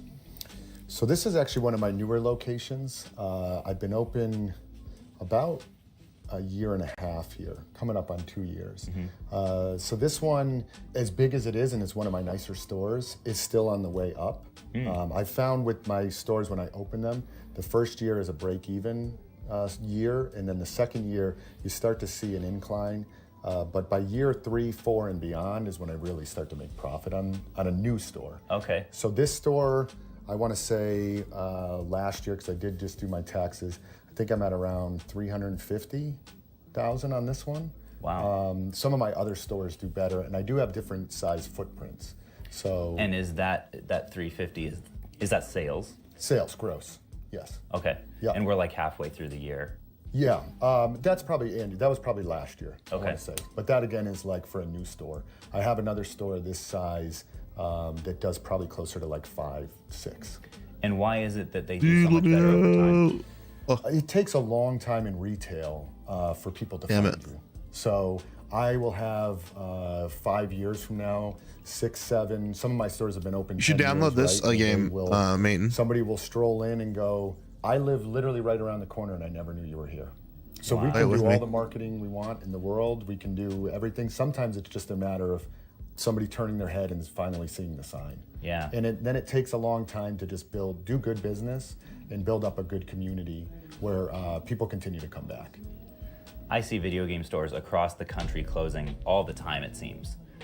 What are your thoughts now that you have 5 locations? What does it take to run a profitable, sustainable game store that a lot of people get wrong? I live by what is called the rule of thirds. So we try to buy stuff at a third of what we're going to sell it for. That goes up depending on the price of the item. But if I'm buying an item for $10, I generally want to be in that. A third would be 30% of that. So in that, and honestly, on a cheaper item, sometimes it's even lower, 20 to 30%. Now, some people might say, well, that's really low, right? But on a cheap item, we might have 10 copies of that item. We never stop buying based on copies either. So we might have 10 copies of that. So cheaper stuff tends to be lower price that we buy at. As it gets higher, we'll pay up to like 40, 50%. But the rule of thirds to me is a third is your cost, what you're buying stuff for, and then 1/3 is your inventory, and then you hope to make a third profit. Would you say the stores that end up going out of business, do you think it's mostly like a marketing issue? Is it mostly a pricing issue? Is it just the decline of retail in general? I think there's some of all of that. I don't think it's the decline of retail, because I've been in retail now for 14 years. And I also sell online, so there is online. I get online. I actually started selling online. I believe you sell on Amazon, right? Been known to. I started as an Amazon seller long before I owned retail stores. I had converted my garage into basically shipping orders on Amazon every night, so I completely understand online. Oh yeah. When I opened my first store, I said, to me, it was about getting inventory. I was running around getting inventory, and I opened my first store to basically get inventory in. And my business plan at that point was, well, I'll get inventory in and I will sell out of the back of the store. And we actually, on Amazon, we did that for years. It was interesting to me. What I quickly learned fast was that I thought that the bulk of my percentage of online sales would be, say, 75%, and retail would be 25% at the front of the store. It grew to where the retail was 75% and my online was only 25%. With that, I was like, well, why don't I open up another store? Then I opened up another store, and the online, believe it or not, those sales, I started focusing less on that and more on creating a good retail store, because the sales were actually so good for retail. Okay, so when people come to you and ask you, they say, Chris, I'm looking to get into video games. I want to start flipping. I want to start a business. Should I open a video game store? What do you tell them? Yes, do it. But at the same time, what I'm noticing now is that a lot more people are opening video game stores. Interesting. And they're getting better at it. So yeah, by all means, do it. For me, honestly, my honest opinion is like, shoot, there's a lot more competitors coming into the market. But I am seeing now less and less markets around me where those markets have already been filled by a video game store. When I first moved out here to Los Angeles, say 7-8 years ago, there was a few stores that had been here. I want to say that number has doubled, because I think it's a lifestyle people want. And they also see other people are successful at it, and they think, well, I can do that too. So you've gone a direction with it that many game store owners don't, which is franchising. Right? I actually not. I don't franchise, no. And the distinction there is you just own multiple stores. Correct. But a franchise would be another owner that is of a store that's called Retro Games Plus. Correct. Okay, so I was confused. There's a difference there. Yes. So you have opened multiple locations when other game stores choose to just put everything into one location. Correct. Talk to me about like the pros and cons there. I did look into franchising before. I've gone down the road of reading up on it, looking at the legalities of it. The one thing that keeps me from doing it is the history of play and trade. Are you familiar with play and trade? Play and trade was one of the bigger video game franchises that existed. After GameStop, I want to say they were the main franchise. There is another big franchise that exists, which is Game Exchange. They're actually a franchise where you can go on their website and buy a Game Exchange, right? The history of Play and Trade was they franchised, they were kind of the main competitor of GameStop. And what happened, which was interesting, was around when I was opening my first store, 2011 was when I opened mine. There was almost like a mutiny that took place. And by that, there's the franchisor, right? Whoever the corporate people were at Play and Trade, I don't know who they are. And there was all the franchisees. We got Halo, just need to install it. Play and Trades, I think, we'll take a day or two. Yeah, the Master Chief Collection. Mutiny, they all basically I'll play that with you, man. I've been playing that a lot recently. We are gonna now. They took down the Play and Trade signs, right? Because they were all. I forget how many there were. There was hundreds of them, and they just put up Joe's video game store now. Whoa. Yeah, and I remember talking with a few people because I actually bought fixtures from what was a Play and Trade on Long Island at the time, because I was opening my first store.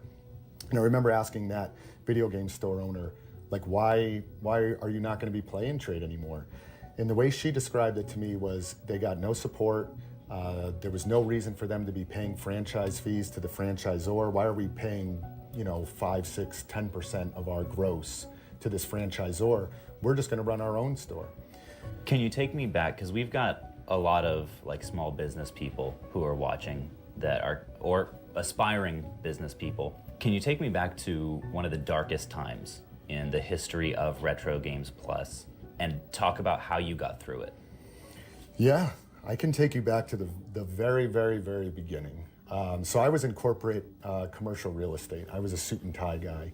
And on the side, I started doing the Amazon buying and selling. My son had just been born, and I was going up to flea markets. I actually found a Bubble Bobble 2 was the first game I found at a flea market. I bought it for $4, and I came home just to play it. And I remember going on eBay, and after I was done playing it, and being like, wow, this is, I think at the time, like $100-something game. It's like 2008, right? And so I started buying and selling on the side. The darkest time is when I made the leap to quit my job, and I wanted to open up a video game store. I remember everybody around me said, "You're crazy. Like, what are you doing?" These are all corporate real estate people now. I remember going to my boss and saying, "I'm quitting." He's like, "Well, what are you going to do?" I'm leaving, and I was like, "I'm going to open up a video game store." And it's just like you idiot, what are you doing?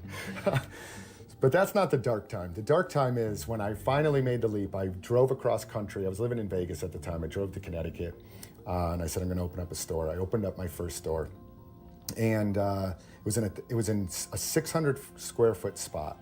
And I remember I had a grand opening. I opened the store. The grand opening, I made $900 on the grand opening, which then was like, that's amazing. I was so ecstatic. Oh. It was day 2 and 3 were the darkest times. I remember day 2. Opening up the store. Man, that was so great. These people came in, everything was great. I think that next day, I don't think I had a single customer. And I remember walking around my store, maybe it was that week, and the week after, and the week after, weeks and weeks and weeks of this. And the darkest time was, I had no employees. I had just quit my job where I was salaried. I had a small, child that was 2 at that time. I had a wife, and I remember feeling like I had built a prison for myself. I couldn't get out of it. I had to be there every single day to keep the door open. And I remember thinking, did I just make the biggest mistake of my life? Jeez. And to the point where I was like really, really, really nervous. And that went on, that first year was a really big struggle. I barely broke even, and it was a year long of like, what did I do? And it literally felt like a prison. So where did you go from there? Like what took you to that next level? So year 1, got through it. I hired my first employee. I was able to free me up some time. During all this time, I had like I said, a 2-year-old. He was in the store with me. I was changing his diapers in the back of the store, actually. Wow. So helping customers with a 2-year-old, running around, pulling stuff off the shelves. It slowly, business started to pick up. Again, hired my first employee. He helped out a ton. With pricing. Shit. He was very knowledgeable in video games, and he'd worked for another store in Jersey called Digital Press. So he I'm not even like showing you the game I'm playing. That's outrageous. His name is Mickey. You should download Heroes of the Storm, buddy. He was very instrumental in. Sorry, I forgot we were watching this video together. What to do and what to buy and what not to buy, and he was with me for years. And from there, year 1, year 2 got better. Year 3 is when I opened my second store. I had saved enough money. And at that point I thought, okay, this is going pretty good. Let's try opening up a second one. I had aspirations of competing with a big chain that had moved to Connecticut at the time. And I thought, I want to be the best video game store in Connecticut. So I opened up that second store, literally a mile down from one of their flagship stores, the competitor. And we still compete to this day, almost 13 years. We've been a mile apart from each other, and we still compete. But they've closed stores, and I ended up opening 3 in Connecticut. And I think I can solidly say we are, in my opinion, the best, one of the best, if not the best, video game stores in Connecticut. Unbiased opinion. Unbiased opinion. Yeah. So I know, because I know you, unfortunately, the challenges since then have not completely stopped. I know this last year you have been dealing with a couple theft issues. Would you mind talking about that at all? Yeah, I mean, we've been dealing with theft issues from the beginning. Luckily, I've never had anything major, and by major, like no armed robberies or anything like that, thank God. We have had break-ins. I've had several of those. Luckily, when they broke in, didn't like smash and 3 more of these showcases and destroy the store. I've seen, unfortunately, some thefts of other video game stores that are just horrific. I've had to put metal bars on most of my stores now. I do that, especially here in LA. We have metal bars on stores. The way I viewed theft over the years is, I don't like it, of course. I try to stop it. If we ever catch it, we have cameras and stuff. But I almost just like build it into, it's just a loss. Like, stuff is gonna go missing. I've had employees steal, unfortunately. Yeah, I try my best to do it, but again, with 5 stores, I can't sit there and watch cameras all the time. I'm more focused on the bank accounts and is the store profitable. And if I see the bank accounts going up, then I figure the store is good and too much stuff isn't going missing. Can you talk to me about I think, the only person, well, almost the only person I know who owns both video game stores and conventions. Talk to me about the pros and cons of each business model and why you decided to do both. Yeah, so I own 5 stores, and I own SoCal Gaming Expo, and I own Retro World Expo. We just had SoCal Gaming Expo. Congratulations, by the way, first ever. Thank you, first ever. We purchased that expo last year, and I'm not sure when this video goes out, but it was literally yesterday. Yeah. I'm a little bit Dude, tired. that's My so throat cool. actually hurts more than anything because there's a lot of talking. So, and the other one I own is Retro World. That we've been running that for 10 years in Hartford, Connecticut. So they're 2 completely different business models. The stores, I read a lot of entrepreneurial books before opening my store. I wanted to create a business model where I could remove myself crazy, out dude. of that. And so with the stores, initially when I opened up my first store, it was just me, right? Like, I was the sole employee. Now with 30 employees and managers, I have removed myself where I could leave for months on end and the stores would run themselves. They're open every day. The employees have schedules, they show up. Of course, there's a lot of top-down stuff like accounting and behind-the-scenes stuff that I have to do. And managerial stuff as the owner. But the day-to-day operations, it runs itself. I mean, we're open here, we're open in Connecticut right now, we're open coast to coast. And my phone isn't blowing up, I'm not getting calls, people are just doing their business. And they open, they close, my employees, they make bank deposits, they hire people, they reprice stuff. All of that, I figured in order to do that, you have to do what is called systems, is what I call it. And by systems, everything is a system. Little things such as, okay, we're out of toilet paper. What's the process for buying toilet paper? I can't buy toilet paper for every store. So my managers have systems of how do I make a bank deposit? How do I hire an employee? And by systems, I mean, I have detailed instructions. After a while, they don't so much need to read it. A lot of it is just explaining this is how it's done. But there's a system for ordering this, hiring somebody, how to make bank deposits. And those are the things you have to put in line in order to truly remove yourself as the business owner. One of the scariest moments was actually when I first handed my keys to an employee and said, you're gonna open the store now. I remember thinking that was like crazy. Now they open up every day and they close. I'm never opening and closing. But I remember that was like very nervousness, handing the key to somebody else to open up this thing I had created. On the flip side, the conventions, I have not figured out how to do that. I am I don't have employees with that. I have business partners, and they are not my employees. We are all business decision makers, and we all have invested money into it and time. Because of that, it's very time intensive to do the expos. I haven't figured out how to do that same system with that. Maybe someday I will, if they grow big enough, but for now, it's myself and business partners that do that, which requires a lot of time. So why do you do that, given all your other responsibilities that you already have? I do love running shows. There is something magical about putting on shows. I feel it is also a gift back to the community in a way. With the stores, it is a gift. Not a gift to the community. We offer. I feel the stores are like a service to people. If they want to sell stuff, they have a place to sell stuff. They can come in and shop, and they get an overall good experience, coming in and out.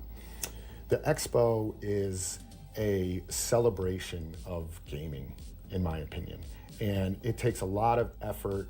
And to me, it is a lot of. There's a lot of love. Like what is the term for that? Like a labor of love, I would say, right?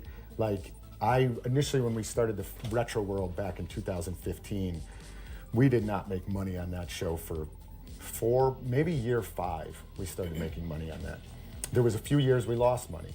And but as a labor of love, every time we did it, and the show was over, I was like, that was incredible, and people had such a good time. Let's keep doing it. Yeah. And even though there was times where it was like, maybe we shouldn't do this anymore. This doesn't make sense. What are we doing?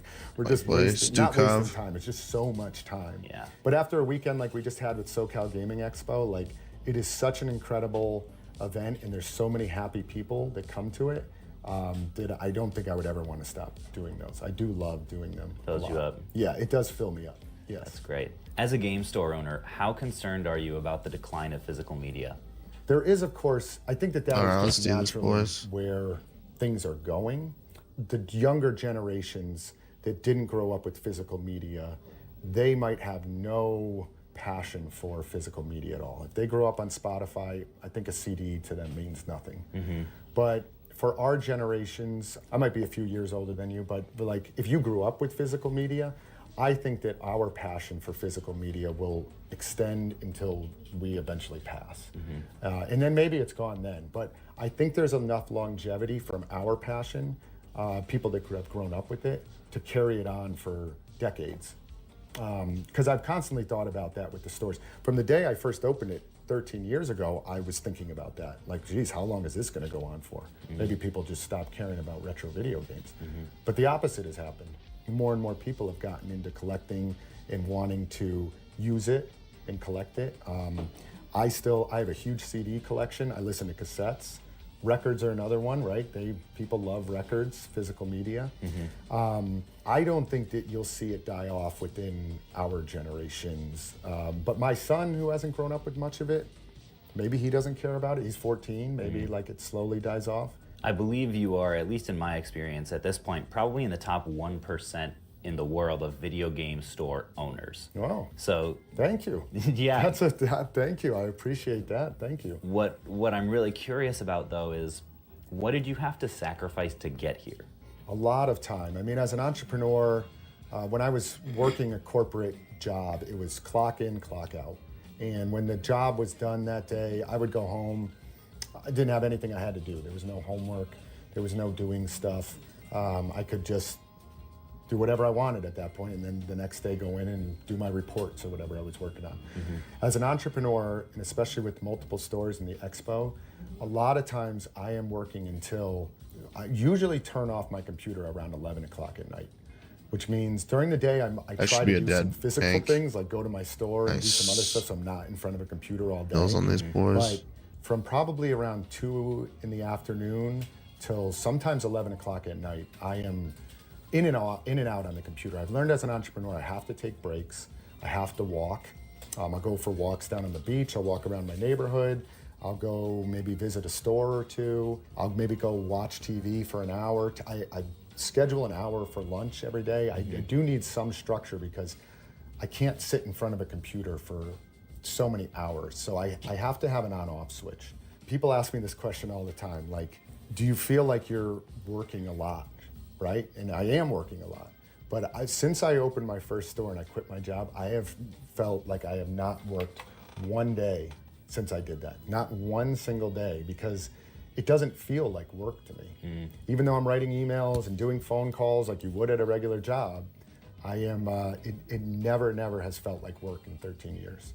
Yeah. So if young Chris comes along to you, he says, hey, I'm thinking about getting into video games or collectibles business. What advice do you have for me? What are the pitfalls I should avoid? What's your biggest business philosophy?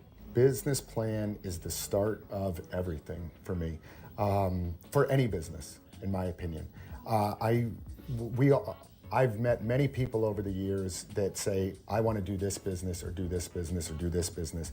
And you can sit and you can hear people's wheels turning and like, I have all these ideas, I want to do this. This would be amazing if I did this. And my advice for them always is take this that's in your head and put it on paper. And 90% of the people that I tell that to never go to that step. Yeah. And that business dream that they have never turns into anything. And the few people that do come back to me maybe in a month or two and say, you know what, I wrote a business plan. And I've seen it go from the business plan to then starting to aspire and transform into an actual business. Yeah. But there's something to be said about taking all the ideas we all have, right? And I have a million businesses I'd like to do still too, even though I have not much time to do them. Yeah. But my first step is always business plans. And I have a folder in my drive of many, folders that I call archived businesses. And I have like probably 15 business ideas that I've written business plans for too. Some I've taken further than others. But that is always my first step is what is my mission? What is my competition? What is it gonna take to open this business? How many employees do I need? Like you have to get all that written down. Mine's an iPhone note. There you go. Businesses Just I'm gonna something. do. After reselling in YouTube. Yeah. We'll see if either of us ever gets there. Yep. What's your end game? I've been asked that question, like even by business partners, like with the expos, like what is our end game with the expos? My response is, I plan on working till I'm an old man. I have seen people that have retired and they're retired in their 40s, then around the age of myself. And then they I think they get bored after a while. And I believe that work can be, because I have never felt like I've worked not a day in my life because I have worked, but since I opened my stores, I haven't really worked much, that to me, it's a big part of my life. I think it gives its drive, its ambition.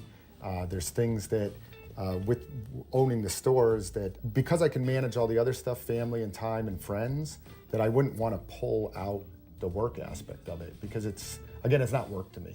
So I anticipate just kind of having that until maybe my legs give out and I can't do it anymore. So the end game, it's not a money thing for me. It actually never has been a money thing for me, opening my own store. To me, it was time. I wanted to, even though I'm contradicting myself, right? Because I'm saying like I wanted more time for myself, but I didn't like the idea of when I was working for a corporation that they controlled my time. With the businesses now, I have freedom to take vacations when I want. If I don't want to be here, if I wanted to go off to Hawaii for a month, I could do that. And my stores would still run themselves. So I don't ever see a reason to like sever it completely because I gained my time back. So it's never been, I want to be multi-millionaire and own all these stores. I just wanted to have my own time to live my life. That was really it. Keep running the expos that I have, build those up, maybe open a store every couple years. Maybe that number grows to 10, 15 stores someday. My life's achievement, owning the stores, owning the expos, and let's just build off of that. So I'm happy with it. It's a legacy at this point. Yeah, thank you. Thank you. So Chris, obviously you have a big passion for games, you got a passion for business. What are you most passionate about after 10 plus years of doing this? So my biggest passion actually is entrepreneurship. I could have opened up many different kinds of businesses. I happened to get into this business, which is buying and selling games and collectibles and stuff. But I always say, like, I would have been happy selling anything. Like, it didn't matter what it was. My biggest goal was really getting out of that corporate world and opening my own business and being my own boss. With that said, my biggest passion now is actually trying to mentor and teach other people how to do the same thing. And if there was another business that I would want to do, it would really be that. Like, and I haven't figured it out just yet, whether it's writing a book or like opening your own business kind of like program or something. But there's watching young entrepreneurs like take those business ideas that they have and transform them and see them do it is like the greatest feeling for me. Like teaching that and passing that on to people is the best. If I can help one or two people along the road in the journey to like them starting their own businesses and being, independent and free, like to me, that is my greatest passion, is really like helping other people to do that. That's awesome, dude. Thank you so much for having me out. Talking to people like you is the highlight of my entire career. Thank you. To get a behind-the-scenes look at the chaotic reality of Chris's other business, video game conventions, check out this video right here. I think it might be the best one I've ever made.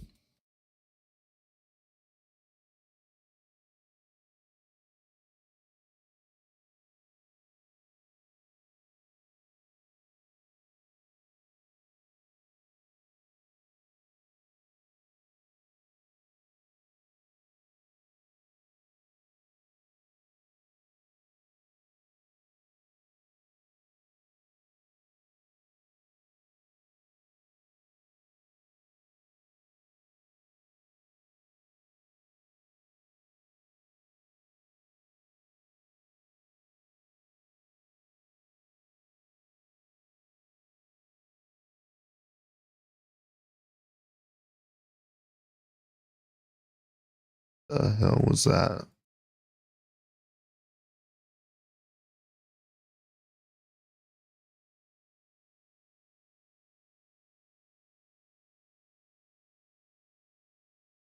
Dang it, man.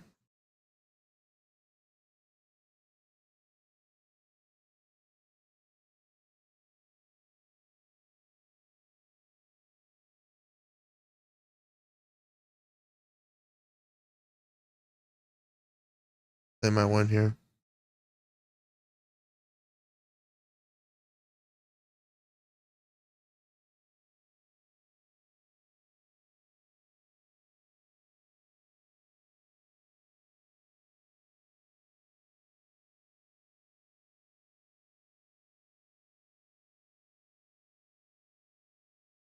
GG. GG. GG.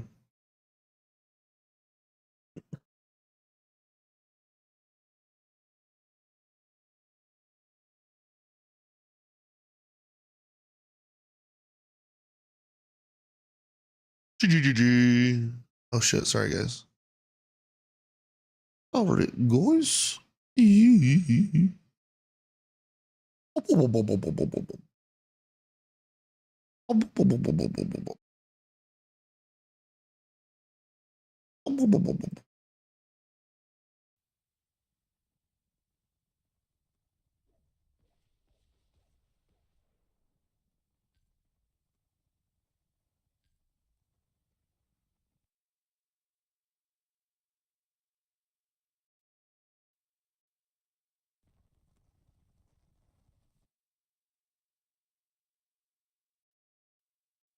Oh.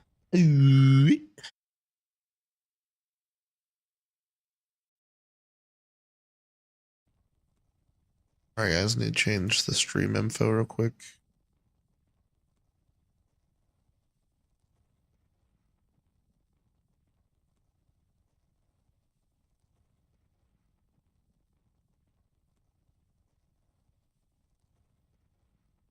Whoa, whoa, whoa, whoa, whoa, whoa.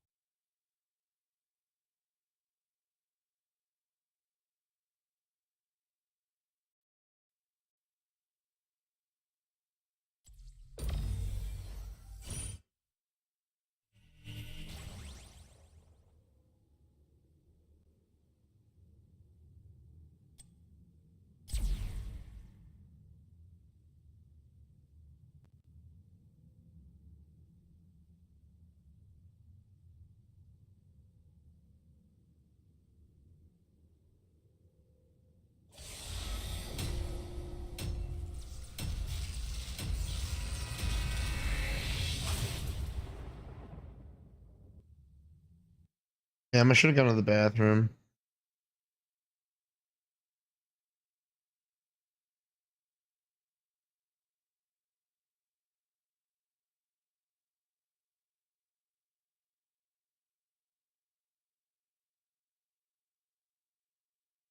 Ooh.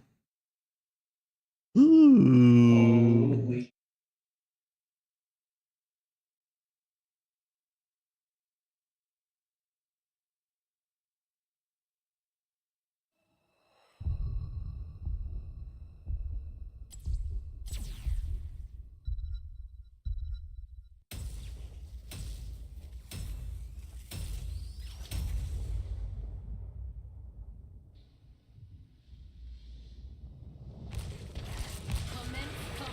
Preparations. Prepare yourself as best you can. You have no idea.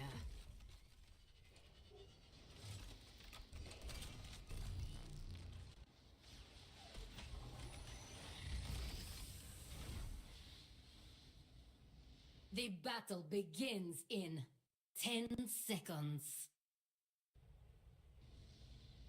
5, 4, 3, 2, 1. Let the battle begin.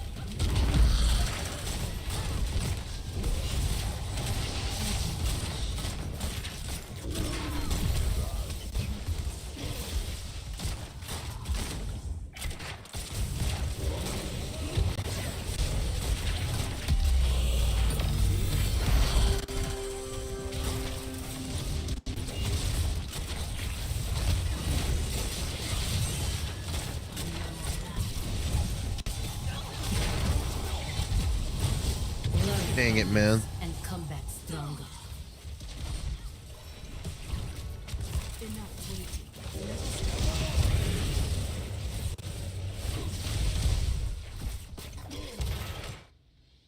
Through here. The talent.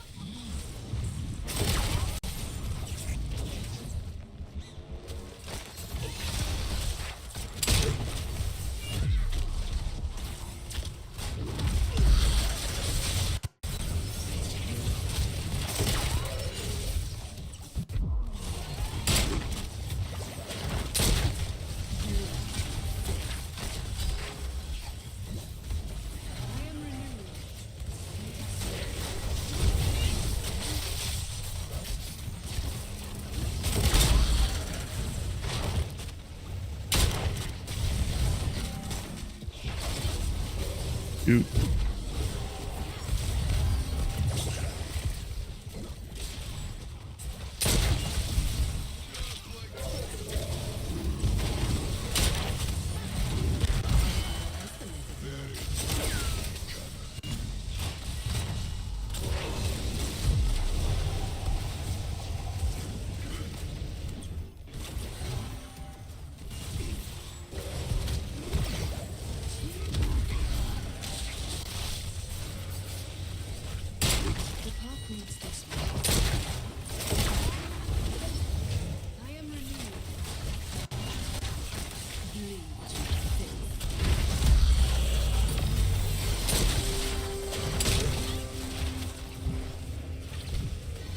Shit. No, oh, the treadmill screwed me.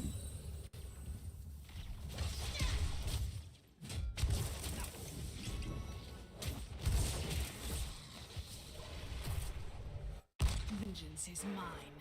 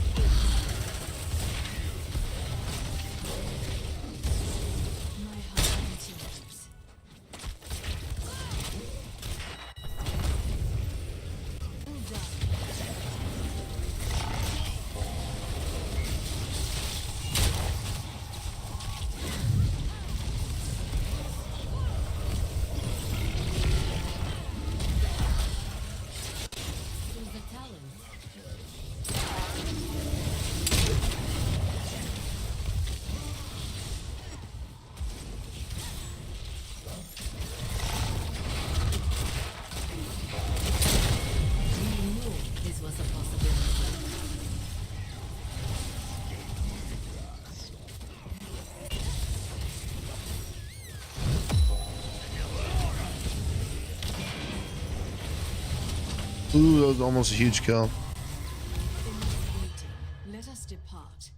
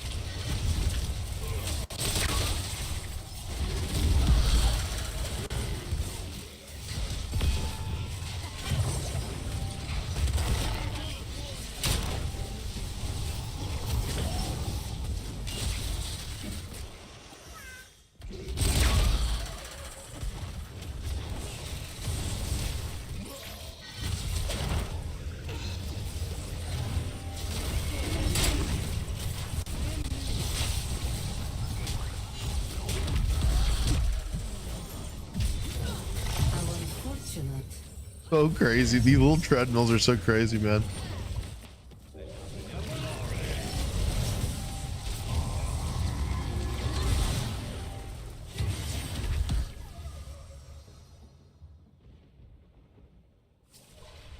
Choose the talent. Enough waiting. Let us depart.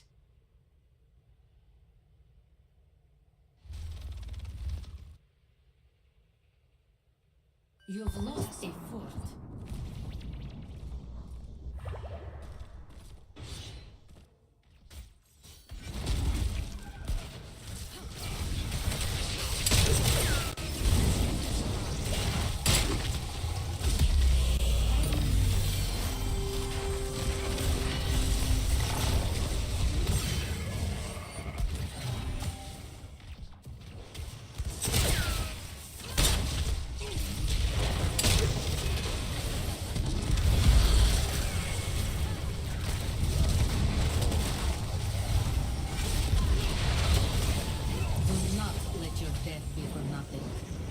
Damn, dude.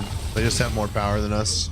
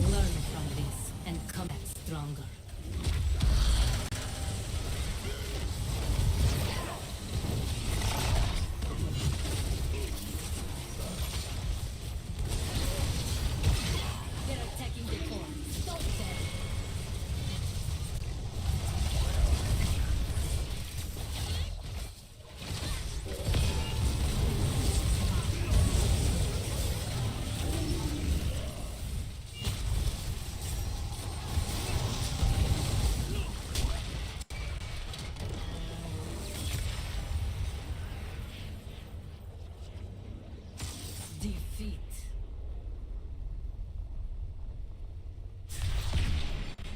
MVP.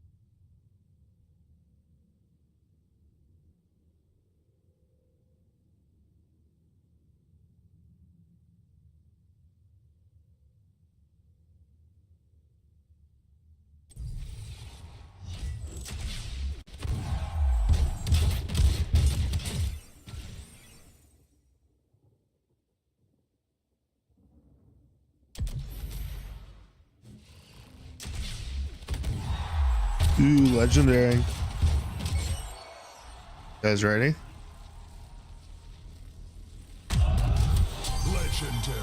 Ooh. Queen of Ghosts Kerrigan. Wait.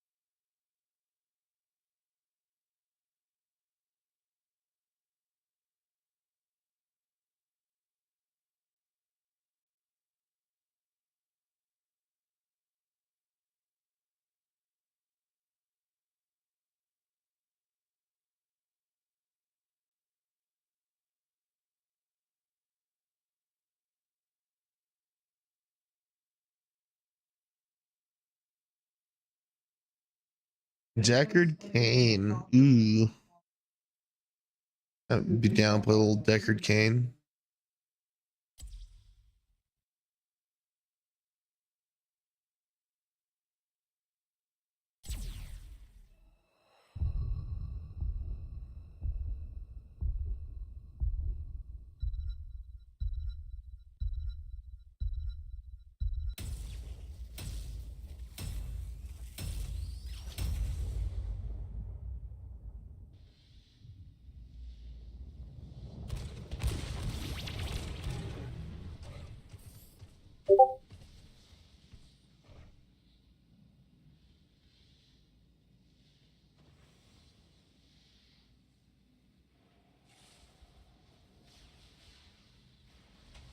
There is something disquieting here.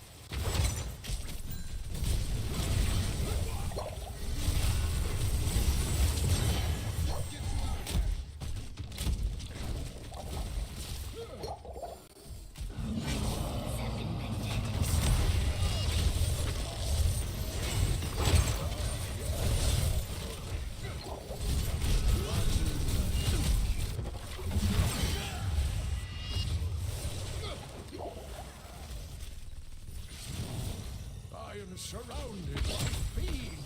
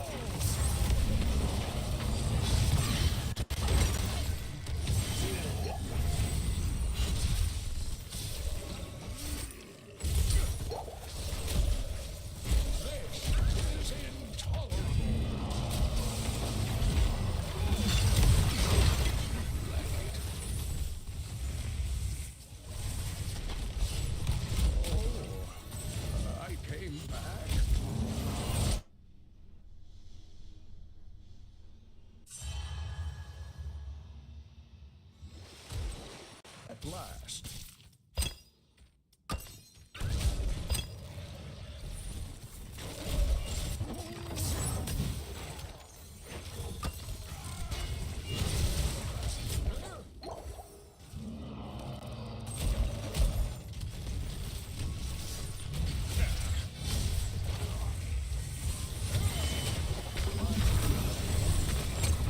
Your time is over. My wounds have been mended. I must have had a spare potion. What secrets shall we uncover?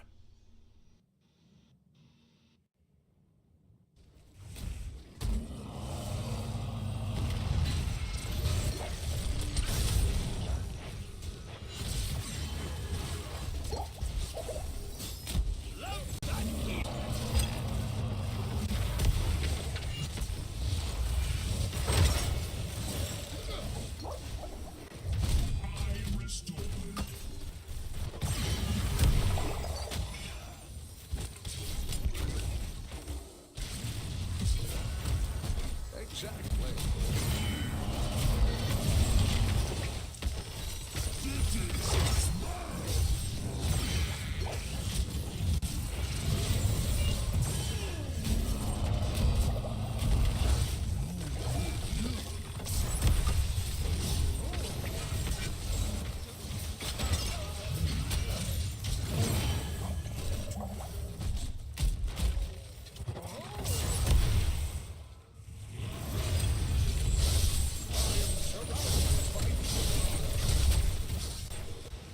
The darkness is coming. Now that's a healer I can get behind.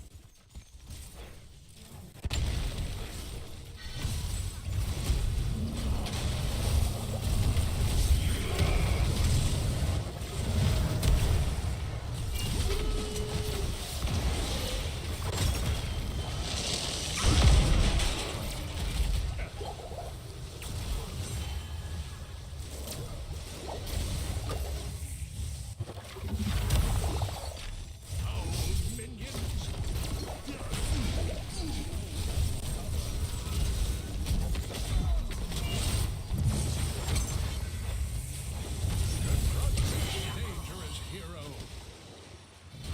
There we go. Always hoped my life would have meaning. Oh, I came back.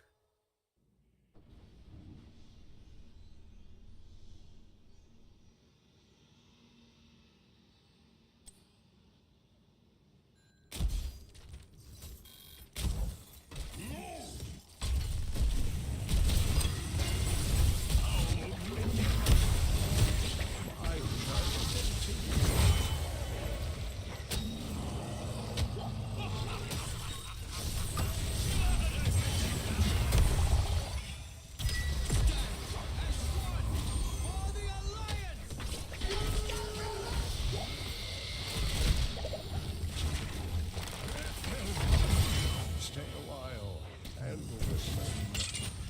Scholars are more dangerous than fools.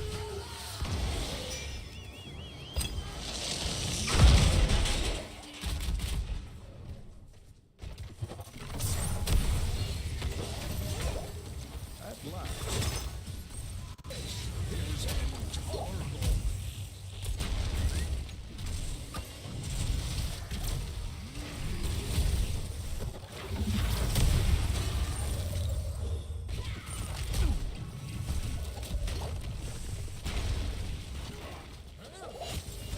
I heal.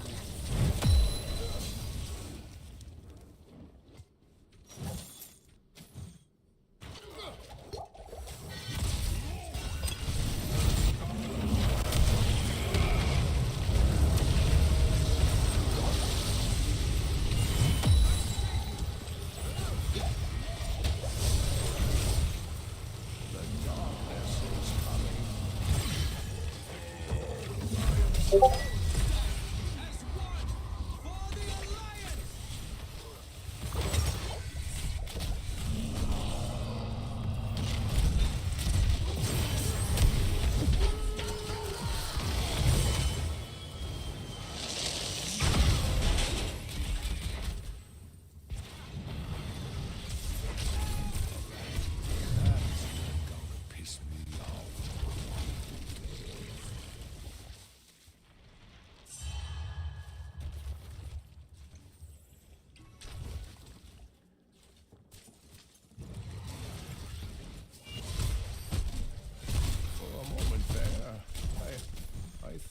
saw Leah. Okay, there we go. Prophecy spoke of this.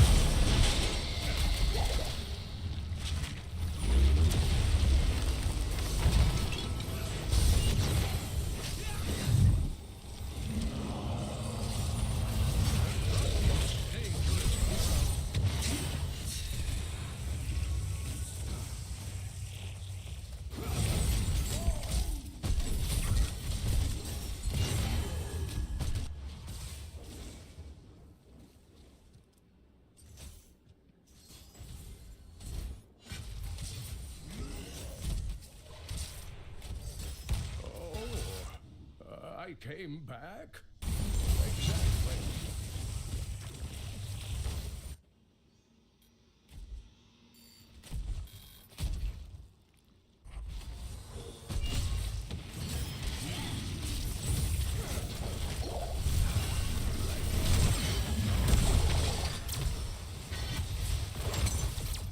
For the horror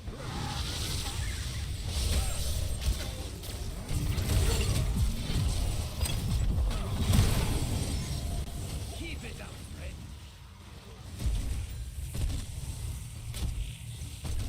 Dang it.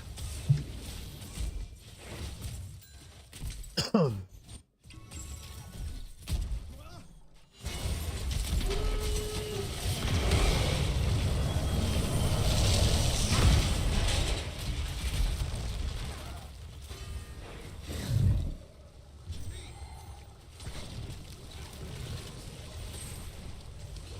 a moment there, I thought I saw Leah. There is something disquieting here. I read about that one once.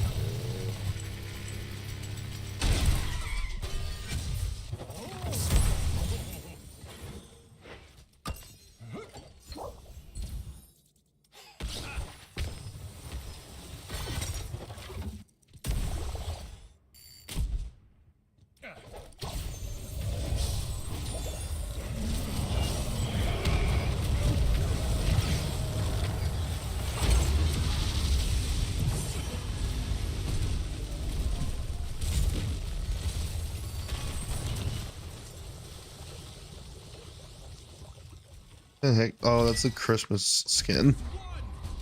Like, what is that?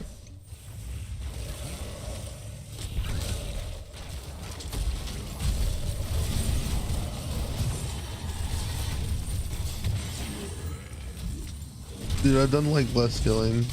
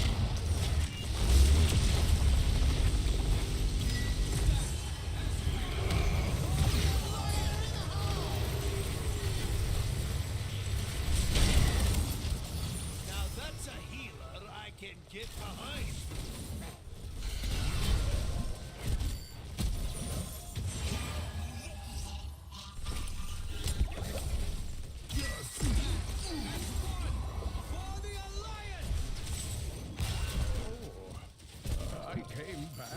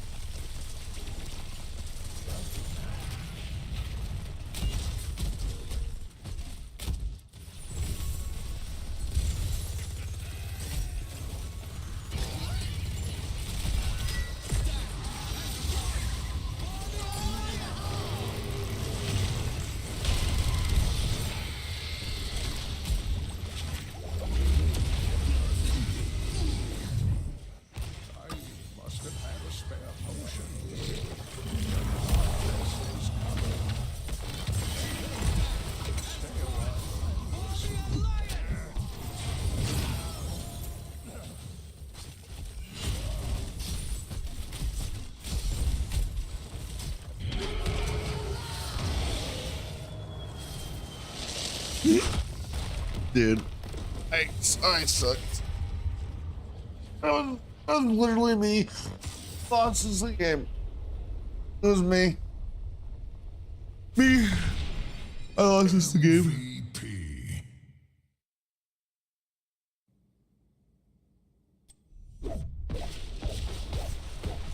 I should have to win 4 of these. You just have to play 4. Be really nice. I gotta put some laundry in the dryer. I'll be right back.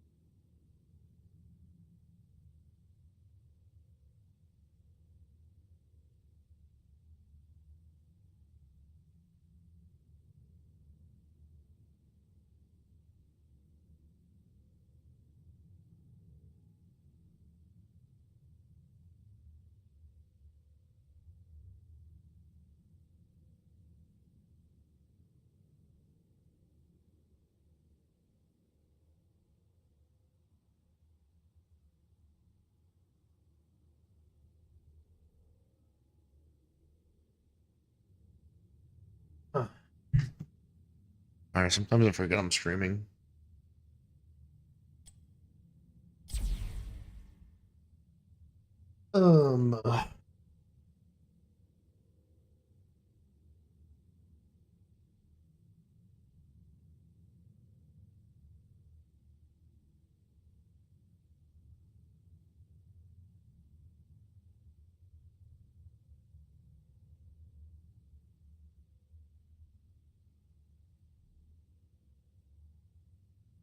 It's a girl right without you. Gonna stay out, play out. You. Let's go, Gino. Let's go, Gino. Go, go. Girls' night. Do, do, do, do, do.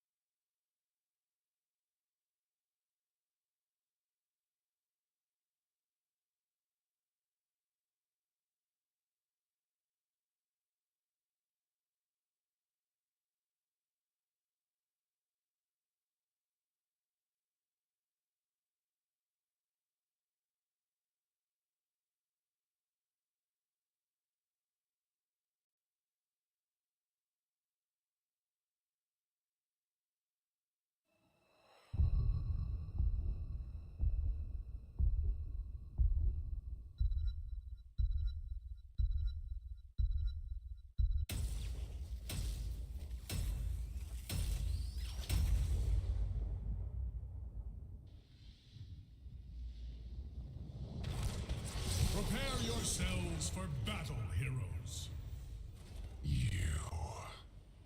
I don't have time for this.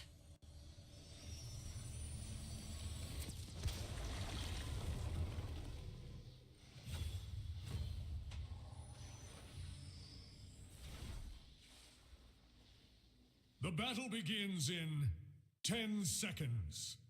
By Sadako, many of you know him for his hardcore content and recently his retail content. Hey man, introduce yourself. And his Skibbity Ohio Sigma Riz.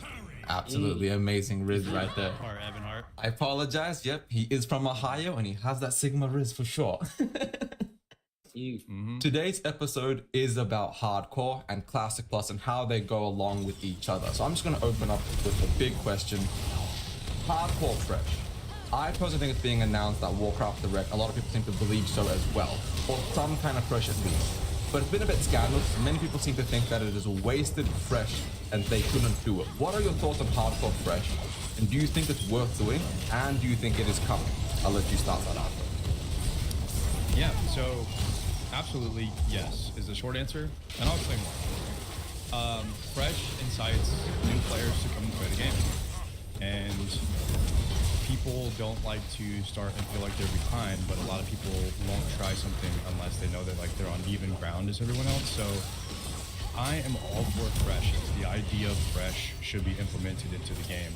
Now, the way that I think it should be done properly, and I hope Blizzard does this, is that whenever they release a fresh, they allow transfers from the new server to the big server, the primary server, such as if they did a vanilla fresh, just always keep transfers open on the new fresh servers, always keep transfers open to White Man, and on hardcore freshes, always keep transfers open to Defiance Trilogy. And so this will allow the people that want to do fresh to play fresh, and then if the fresh ever dies, then they're not keeping their characters on this dead server. They can transfer it to the big server if they wish. And there's nothing wrong with doing the economy this way. It just works because the old economies tend to be way more inflated than the new economies. So there's nothing wrong with this, and it allows players to have some flexibility and not feel like they're going to get stuck on a dead server for inevitably what will probably happen when OnlyFans quits playing. No, that's pretty fair. What do you think, Taylor? I mean, honestly, you know, I agree with Sodraco. I think it is true because like it's healthy to like, you know, like incentivize like players like to when they're playing hardcore to know that the fact that listen, like just because your character is gone, you know, you can have the ability to transfer this character off, you know, to like another server to continue that character if you wish to continue it or keep going, so like you can keep invested within, you know, playing, you know, classic WoW era servers or whatever you want to play no matter what. But I think hardcore, like for me personally, I think it's a good idea if they do bring a hardcore fresh server because it's one of the most hype moments. If you've like been paying attention, if any of the fans of like WoW creators living under a rock, you watch hardcore, like you know it's a fun time because you're waiting for your favorite content creator to get packed up. It's just the truth. You're waiting to see when he's gonna go, when it's gonna happen, what's the stupid pool, what epic moment is gonna happen, and then probably in a week you see it in a compilation on YouTube, right? But besides that though, I really think hardcore offers a really good direction of like, you know, positive energy in World of Warcraft. For me personally, I know I've told you in the past too, you know, my history, I love playing like, you know, hardcore versions of even like Diablo. You know, I always love like hardcore, like, you know, journeys that you go through and any little moment can be your last, and I think that's the exciting part about it. And if they, you know, release it could be separate, you know, hardcore versions in the future to come, I would always be excited for it because hardcore offers something that's completely different from, you know, the traditional Season of Discovery experience that we've been doing, or even Classic Era, and it's that excitement every time, each level, each area, each quest, and honestly I think it's a good thing if they do a hardcore fresh program. No, that I agree with both of you. I don't actually have anything to add. You both like hit those points directly on the head. But what do you think about Fresh? And do you actually think it's coming? Because Soda Pop did delay. I know that led to a whole bunch of conspiracies. Everyone was like, hardcore Fresh this, something. Do you think he delayed it because of Fresh? Because of Warcraft Direct and the announcement coming? Or do you think he just delayed it for OnlyFans events? Like, for example, a Makora event, etc., things of that nature? That is interesting. I mean, there are basically two things that it could be, right? It could be a massive event where he thought that Beard is strong, mortal. You know, such as myself, obviously they're very important, that he doesn't want to not be in the big picture. That would be tied up in a massive OnlyFans event. Like such as another Makara tournament where it's $50,000 on the line and they're going to be pulling 100,000 viewers in this event. And he also is going to be doing OnlyFans at the same time, but the people that are participating in the Makara tournament can't participate in OnlyFans. So like if the events cause collusion where people had to choose, that could be a reason why he wanted to delay. However, he's been mentioning Fresh for so long before that and nothing about a tournament or anything. So that's why I think everyone's leaning more towards the Fresh thing because of some signals that he was giving off beforehand. But yes, that's a good point. It could be a massive event where he doesn't want people to miss out on the OnlyFans content if they were to participate, such as, you know, the big players like, you know, Zico and Sony and, you know, Josito Jones, the guys that did really well in the Makara tournament last time. He'd like to have them participating in OnlyFans, so he wouldn't want to leave them out. Oh yeah, I agree with the point you made there. I personally have always thought it was Fresh, and I know like my whole shtick is conspiracy theories, classic plus this, Fresh this, hard, whatever. So I've always thought it was going to be Fresh because of Warcraft Direct, because BlizzCon got cancelled and then they announced they're doing a Warcraft Direct around the same time frame, and then Soda Pop did his delay. And like everything coincides with that.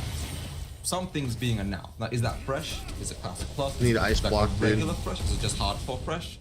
Like we know there's gonna be like retail things. So I do agree that based on all the signals Soda's given and the fact that Warcraft Direct is literally the week before, it has to be hardcore Fresh to a degree. Guess not. What about you, Talo? You got anything you want to add to that, or?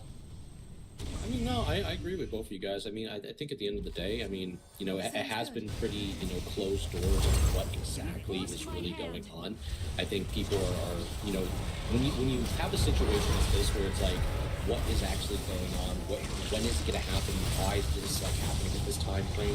I think it piques people's interest and it gets people more excited more than anything. In a way, I'm kind of happy about it because now people are itching and waiting to get that next bite with World of Warcraft, you know? Like, people have something to look forward to. Like, you give them time right now. I mean, look at all the things that are going on in WoW at the moment. You have Season of Discovery, Phase 5 is about to come out. You also have retail, which is doing really good, to be honest, right? And people are really having a great time. I'm having a good time over there on retail. I know Siddhartha's been playing, you've been playing. And there's things to do right now. Wow. So, like, this is just, if anything, like a cherry on the cake that's just coming next, you know, in a month or so or change. Who knows, right? And I'm really, you know, more than anything, just excited to just get my hands involved and see what goes on and commentate on everything that happens with hardcore. And I think it gives a lot of people, you know, an opportunity to look forward to something. Yeah, fair enough. So then I want to go on to the next question. Hardcore WoW is an incredibly popular game mode, but it has its ebbs and flows. It gets really popular, then it immediately dies off, especially with the permanent death of the game mode. Do you think that this is a trend as far as the gameplay goes? Just based off it mainly being very popular when streamers are playing or there's events going on, for example, OnlyFans the first time around and now the second time around. Do you think a hardcore is a popular game mode or would be a popular game mode without streamers essentially shining light on it?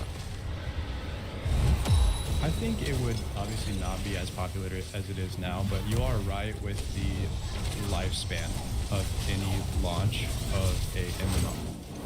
There is a bell curve, and that is never going to change. An MMO will never continually rise in popularity forever. It has a massive boom, and then it falls off. However, I believe that hardcore WoW's lifespan is triple the average lifespan of a normal WoW launch before it starts falling off. And it's because of classic WoW takes a lot longer to level, and people die and they go again. And it's refreshing and encouraging when you die to see the lower level zones populated.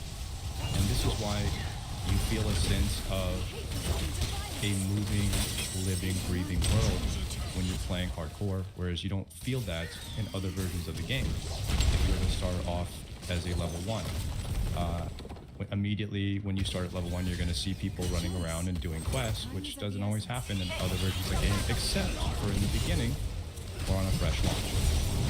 And hardcore has this like dang it, man, fresh, always feeling like it's off because of how populated the lower level zones are.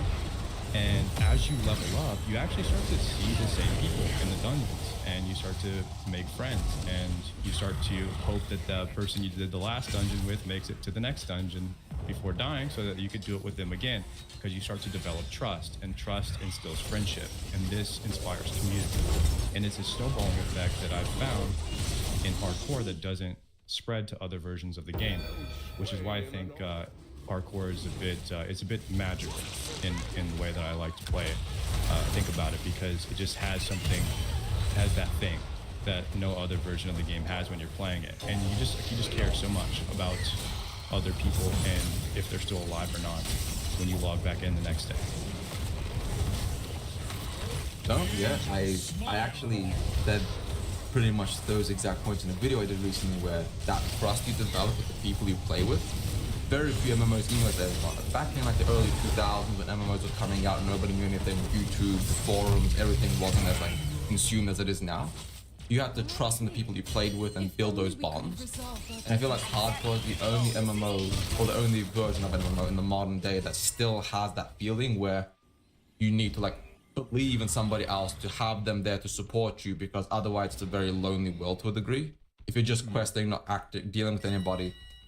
But when you do those dungeons, those group quests, you actually have to put your life in somebody else's hands, and that level of community and trust is essentially unmatched in any other MMO, at least as of this moment.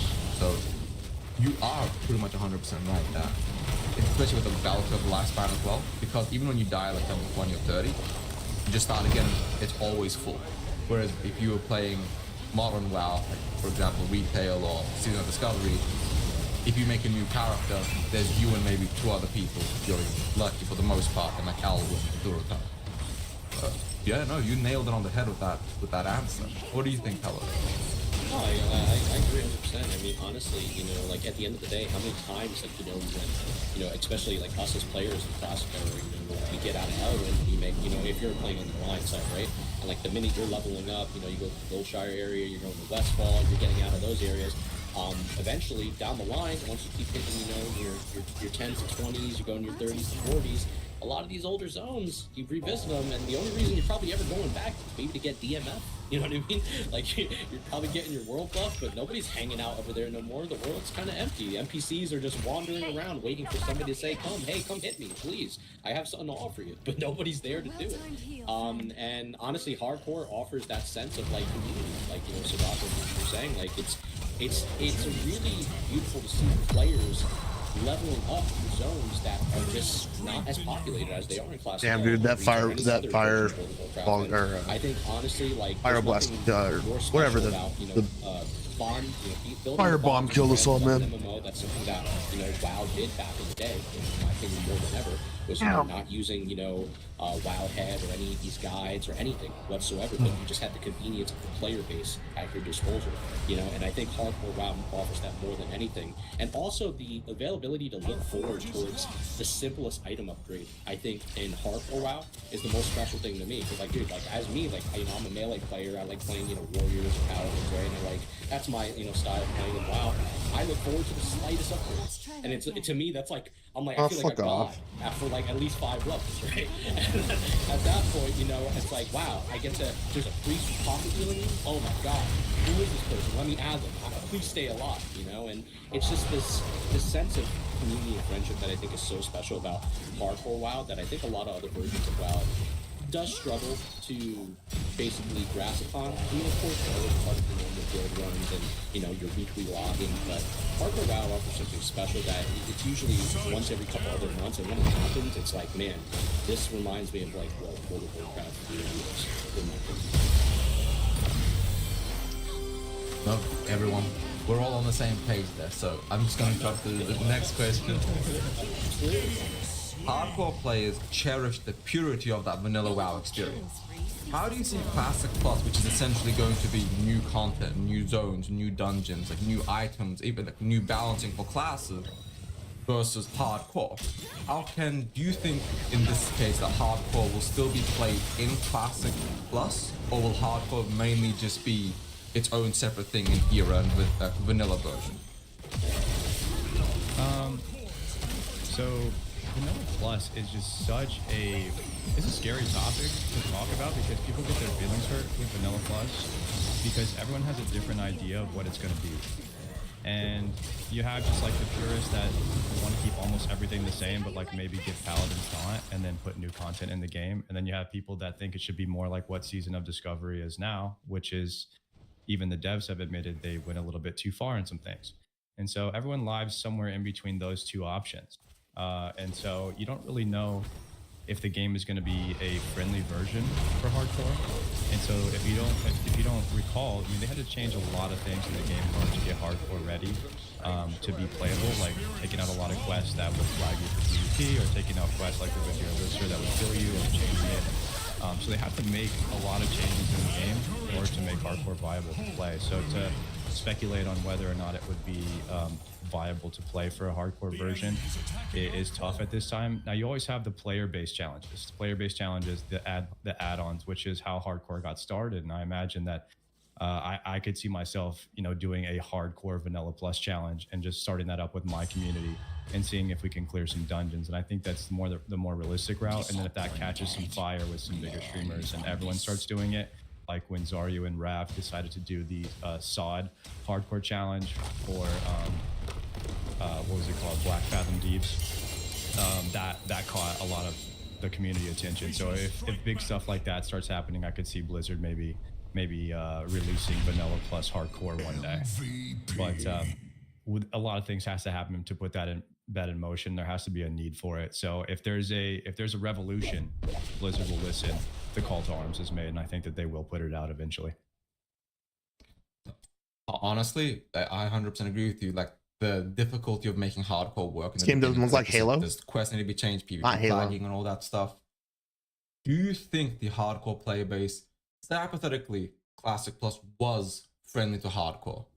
Do you think they would prefer an updated version of vanilla to do hardcore? Or do you think everybody would cycle back? Which I don't know what their fucking problem is. They both work. Based off the current hardcore. What are you doing, Evans? To be honest, I think that the people that have Oh Jesus! You want me to change the name of the fucking stream? Oh my god! Basically, assess their experience. Aren't you a mod? Can't you change it? Worse than the old experience, and then we would have a split player base because there's never a unanimous decision with World of Warcraft players, and then that would inevitably split our hardcore player base into 2 smaller divisions. And we would have even less of a community than we do now. So would it be cool that Blizzard puts it out? Yes, but they would be splitting the player base again, which is what they're doing now. And I think that at some point you need to stop splitting the player base. So I agree. At every false advertising, I can't. Good decision, or every decision has good and bad. How you been, with dude? it. What have you been playing? If it was up to me, I would stop releasing. I know this is a kind of random term, but I would stop. Hopefully not World of Warcraft. Because I think it's just splitting the player base too much.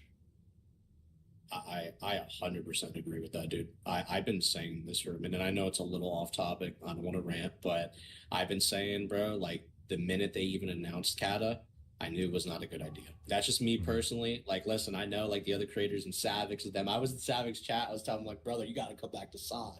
It's time, bro. All the arms, the paladins need you. The man got his hammer. Come back home, you know.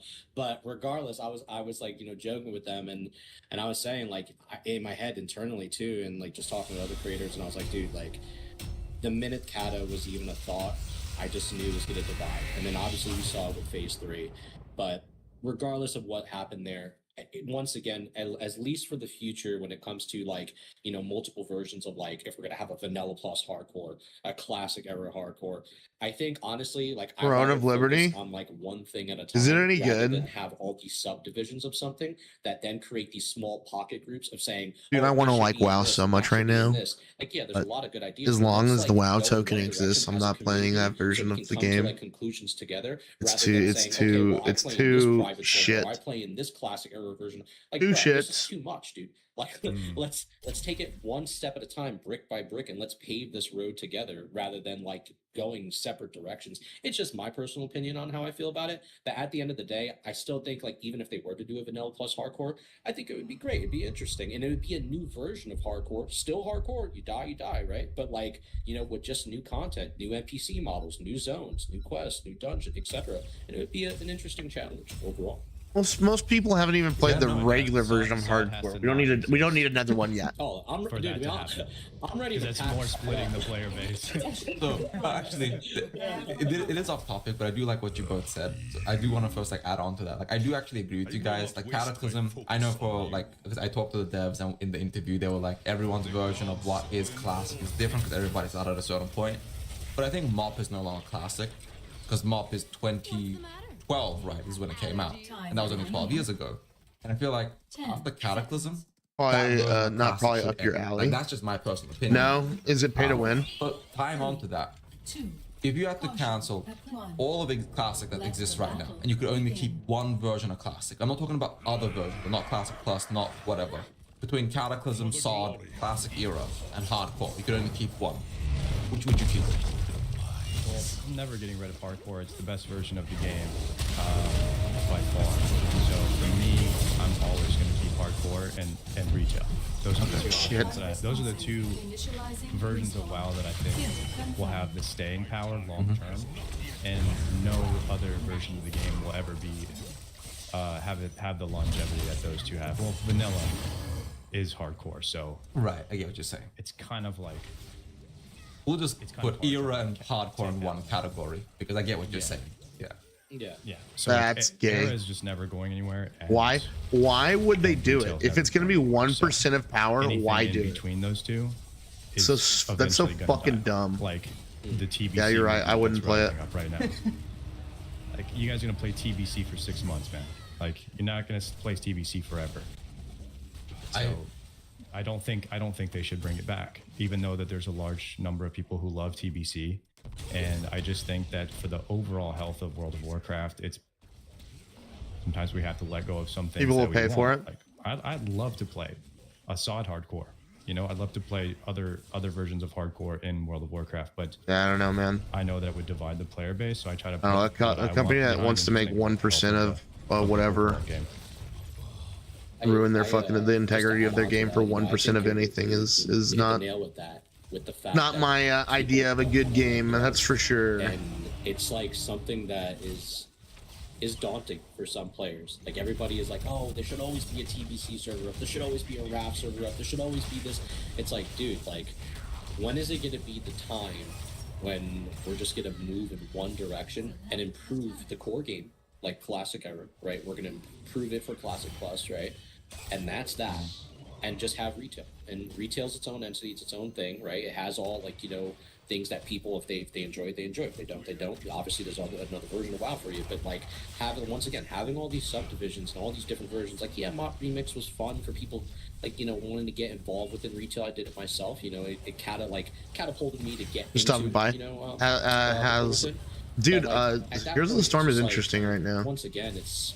I don't know why think I'm there's just playing too it, many but I'm factors playing about it. People re-wanting these things that, like, those memories, yeah, it was special at that time. Nothing's ever Thanks for stopping by, dude. First time, Good to see you. You know, going into Or I'm shitting on your game. the portal. No, nothing's ever going to replicate your first time seeing Northrend. You know, none of these like Shitting on your game and I haven't even played it. Typical fucking Salt King, dude. For the most part, a lot of us play because of nostalgia and why we love World of Warcraft. But at the same time, I do think it's okay for a book to close. There's nothing wrong with that. Like it had its time. It had Josh? its Oh, really? I didn't know let's Josh liked this game so much. Plus, you know, eventually down the road.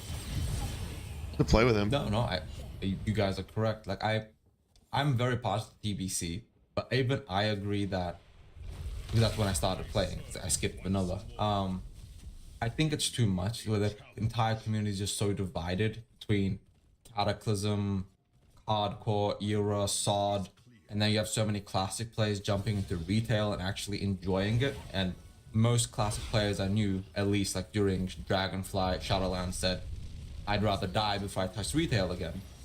And now so many of them are just having a good time in the War Within, which is, I guess, because the War Within feels almost classic in a sense in how it plays and how it feels.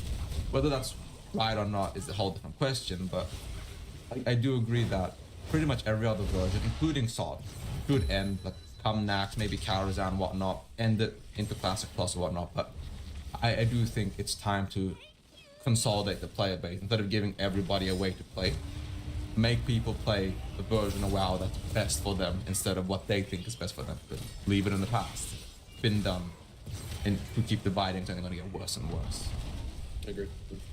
Yeah, I just real quick adding on to what JTello was saying, I think that I've seen this issue with the multiple versions of the game happen before where the player base divides. When I used to play Counter-Strike semi-professionally back in the day, you had the 1.6 Andes, and then you had the Source Andes, and they were all fighting over, you know, what was going to be the new professional version of Source. And you had two professional Counter-Strike communities that were playing 1.6 and Source, and the only answer was to make CSGO. And then everyone eventually moved to CSGO, and now we have Counter-Strike 2, which really brought everyone from Source and Global Offensive to the new version of the game. And so I feel like World of Warcraft is gonna have to do WoW 2 eventually, because they're just splitting their player base into this metasphere. I mean, they're competing against themselves. Like the biggest MMO in the world is #1 WoW, and probably a different version of WoW #2. So it's like we gotta unite the umbrella at some point in time, and I do already start to see a lot of WoW 2 wins in the chat sometimes. And so I do feel like that movement is coming. And honestly, a lot of it is due to Turtle WoW's announcement of their version of Classic Plus on Unreal Engine 5. Yeah. And that really, that going viral showed us what the community actually wants. And there is somebody out there who is willing to make it for us if Blizzard doesn't. No, I actually, so being the Classic Plus conspiracy channel that I am, I get a lot of comments. And I mean that every video, at least 10% of them are talking about Total WoW, saying this is Classic Plus, this is what it should look like, how it should be. And like tying back to what you said about CSGO, the WoW 2 thing has to be an eventuality, but we know that's not coming because what Chris Metzen said, they already have plans up to 17.0. That's 7 more expansions, War Within and 6 more. But Classic Plus, like you said, CSGO would essentially be Classic Plus, and then Counter-Strike 2 would take a while to unskill, take another 10 years, maybe after 17.0 is done. So, talking about Classic Plus, do you think that Blizzard as it is right now knows what the player base wants and can deliver a Classic Plus based off SOD, based off hardcore, just based off what they've done for the past 3 or 4 years? Do you believe that when Classic Plus comes, because you know it's coming, it will be a good game? They have no idea, and I'm gonna tell you why. I'm gonna tell you why it's actually a good thing that they now realize that they have no idea what they're doing. It's because these surveys that have been coming out, right? This is the best thing that a dev can do, is just ask a question instead of trying to get. See Evans. And I really feel like the Classic community has their ear to the player base now, and they've been really listening to what the majority of players want. And these surveys, whether they're from devs or whoever's just making them up, the devs are gonna use that. They're gonna look and see what people are saying with these answers and take the majority and try to appeal to the masses. And I have seen even some people mentioning a lot of, use the RuneScape tactic where 70% vote or it doesn't happen. And the players vote on everything, and you can actually see the vote live. And so the players can actually go to the voting booth and look and see if their idea, if it's really just them, or if they actually have a good idea when 79 or 80% of people downvote their idea and they think they're the smartest person on the planet. Being a dev is the hardest thing in the world. You're trying to appeal to hundreds, thousands, millions of people potentially that all have different opinions. They all want a different version of the game. They all play the game and enjoy the game differently. And you can never, ever appeal to everyone. And the biggest, hardest thing with it is the people who don't like what you're doing are the loudest. They are so loud that you just always feel like you're doing the wrong thing. But the thing is, for every one loud person, there's like 100 people who probably like the decision that you made. They're just not going to say anything about it. And that's what I realized with most of things in content creation, game design, and stuff like that, is the people who like the game, they just aren't saying anything. No, that is a really good response. And like what you said at the very end, the loudest is the smallest part of it. I remember who said it, but gratitude is silent, criticism is loud. And it's actually with the Classic player base in particular, and don't get me wrong, there are certain things that they are right to complain about or be upset about, like for Phase 3, for example, and so on. I love that the devs tried things. What happened was honestly like terrible, and that was one of the few times where everybody was unanimous in how bad it was. But for the most part, anytime the devs even do a good decision, a good change, people still complain, they're still upset, they're still angry. So you saying that the devs don't have an idea and that's a good thing probably is the truest thing I've heard somebody say about the future of Classic Plus, because if the devs knew what the people wanted, they would have made it already. Yeah, I agree. So them sending the surveys out, the community organizing their own surveys, the devs talking to creators, being in I see the devs in comments on Twitter responding to just not just creators but other users and players, and taking that feedback seriously. It does give me hope for Classic Plus when it comes out. I know it's gonna be a shit show. Like, even if it's an amazing game, it's probably gonna have as much hate as it does love, just by virtue of the Classic player base. What do you think though, Tello? I mean, yeah, no matter what, like anything you could put out, you could put out like, the next greatest thing ever, and people are going to say, yeah, the next greatest piece of trash I've ever seen, because they don't care. At the end of the day, it's like, to them, it's like, well, it's just, they're going to always, the typical comments, recycled content, been here before, done that before, the typical troll style things. These people don't really have nothing good to offer. I've seen them in my comments as well. It happens, and it's no hate to them. Like, some people have been burnt by WoW, and more than anything, not by WoW, they've been burnt by Blizzard Activision. That's the truth of it. They've been burnt by them, not the actual OGs of WoW who created a really good game back in the day, the original core play, developers that like really, pushed the boundaries, that World of Warcraft was worldwide and, like always being televised and everything was like amazing about, the golden era, so to say, of WoW. But I mean, at the end of the day, you know, I agree with what you guys are saying. I do think to a point where it's like the devs, you know, I don't like to hate on them because like I at the end of the day, it's not easy being in their position, having to work. You know, we don't know like obviously the type of work environments that they go through. Obviously, Blizzard doesn't have a great history with, you know, work environments, so to say. But you know, they go through a lot of stuff, you know, and they're, you know, endless hours of like working with all the stuff that they have, the limited resources. I even, you know, even from one of the posts that they said the other day, and it actually like lit a spark in my brain because they were talking about like, the OCE transfers. I made some content on that when I was saying like it's kind of weird how they're doing this with OCE. I feel a little bad for these players, but they were even saying in their post that we have limited engineers, you know, like limited like people on the back end. So like when I hear stuff like that, it's like, all right, you got limited engineers. How big is this team? You're working on Kata, you're working on SOD, you're doing all this stuff. At the same time, you're doing Classic Plus and you have a general idea of what's going on in the next couple months. I mean, hold on, let's push the brakes here and hit the e-brake real quick and put on the belt. I think we have a situation. So I don't know right now how I feel about overall on the future of Classic Plus. I'm hopeful. I'll play it just like everybody else, but I'm not going to sit here and say like the devs are 100% on the ball with it until we see the proof in the pudding, to be honest. Yeah, no, you are right about that. I do feel like they've gotten more resources, but I do wonder how long it takes time to spin up a new employee, because Activision did fire so many of the classic dev teams a couple of years back, and Microsoft, despite giving them money, I'm not a dev, I'm not a coder, I'm not an engineer, so I don't know how long it takes to spin up a game dev or a game engineer. Like, is it just you hire someone, here you go, now you have 30 new employees? How long does it take before they're actually able to get any work done?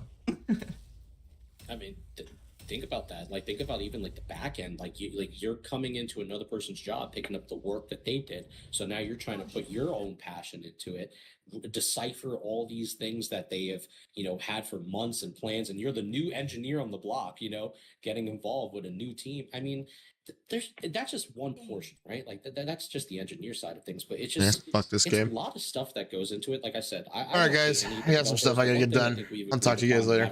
Thanks for stopping.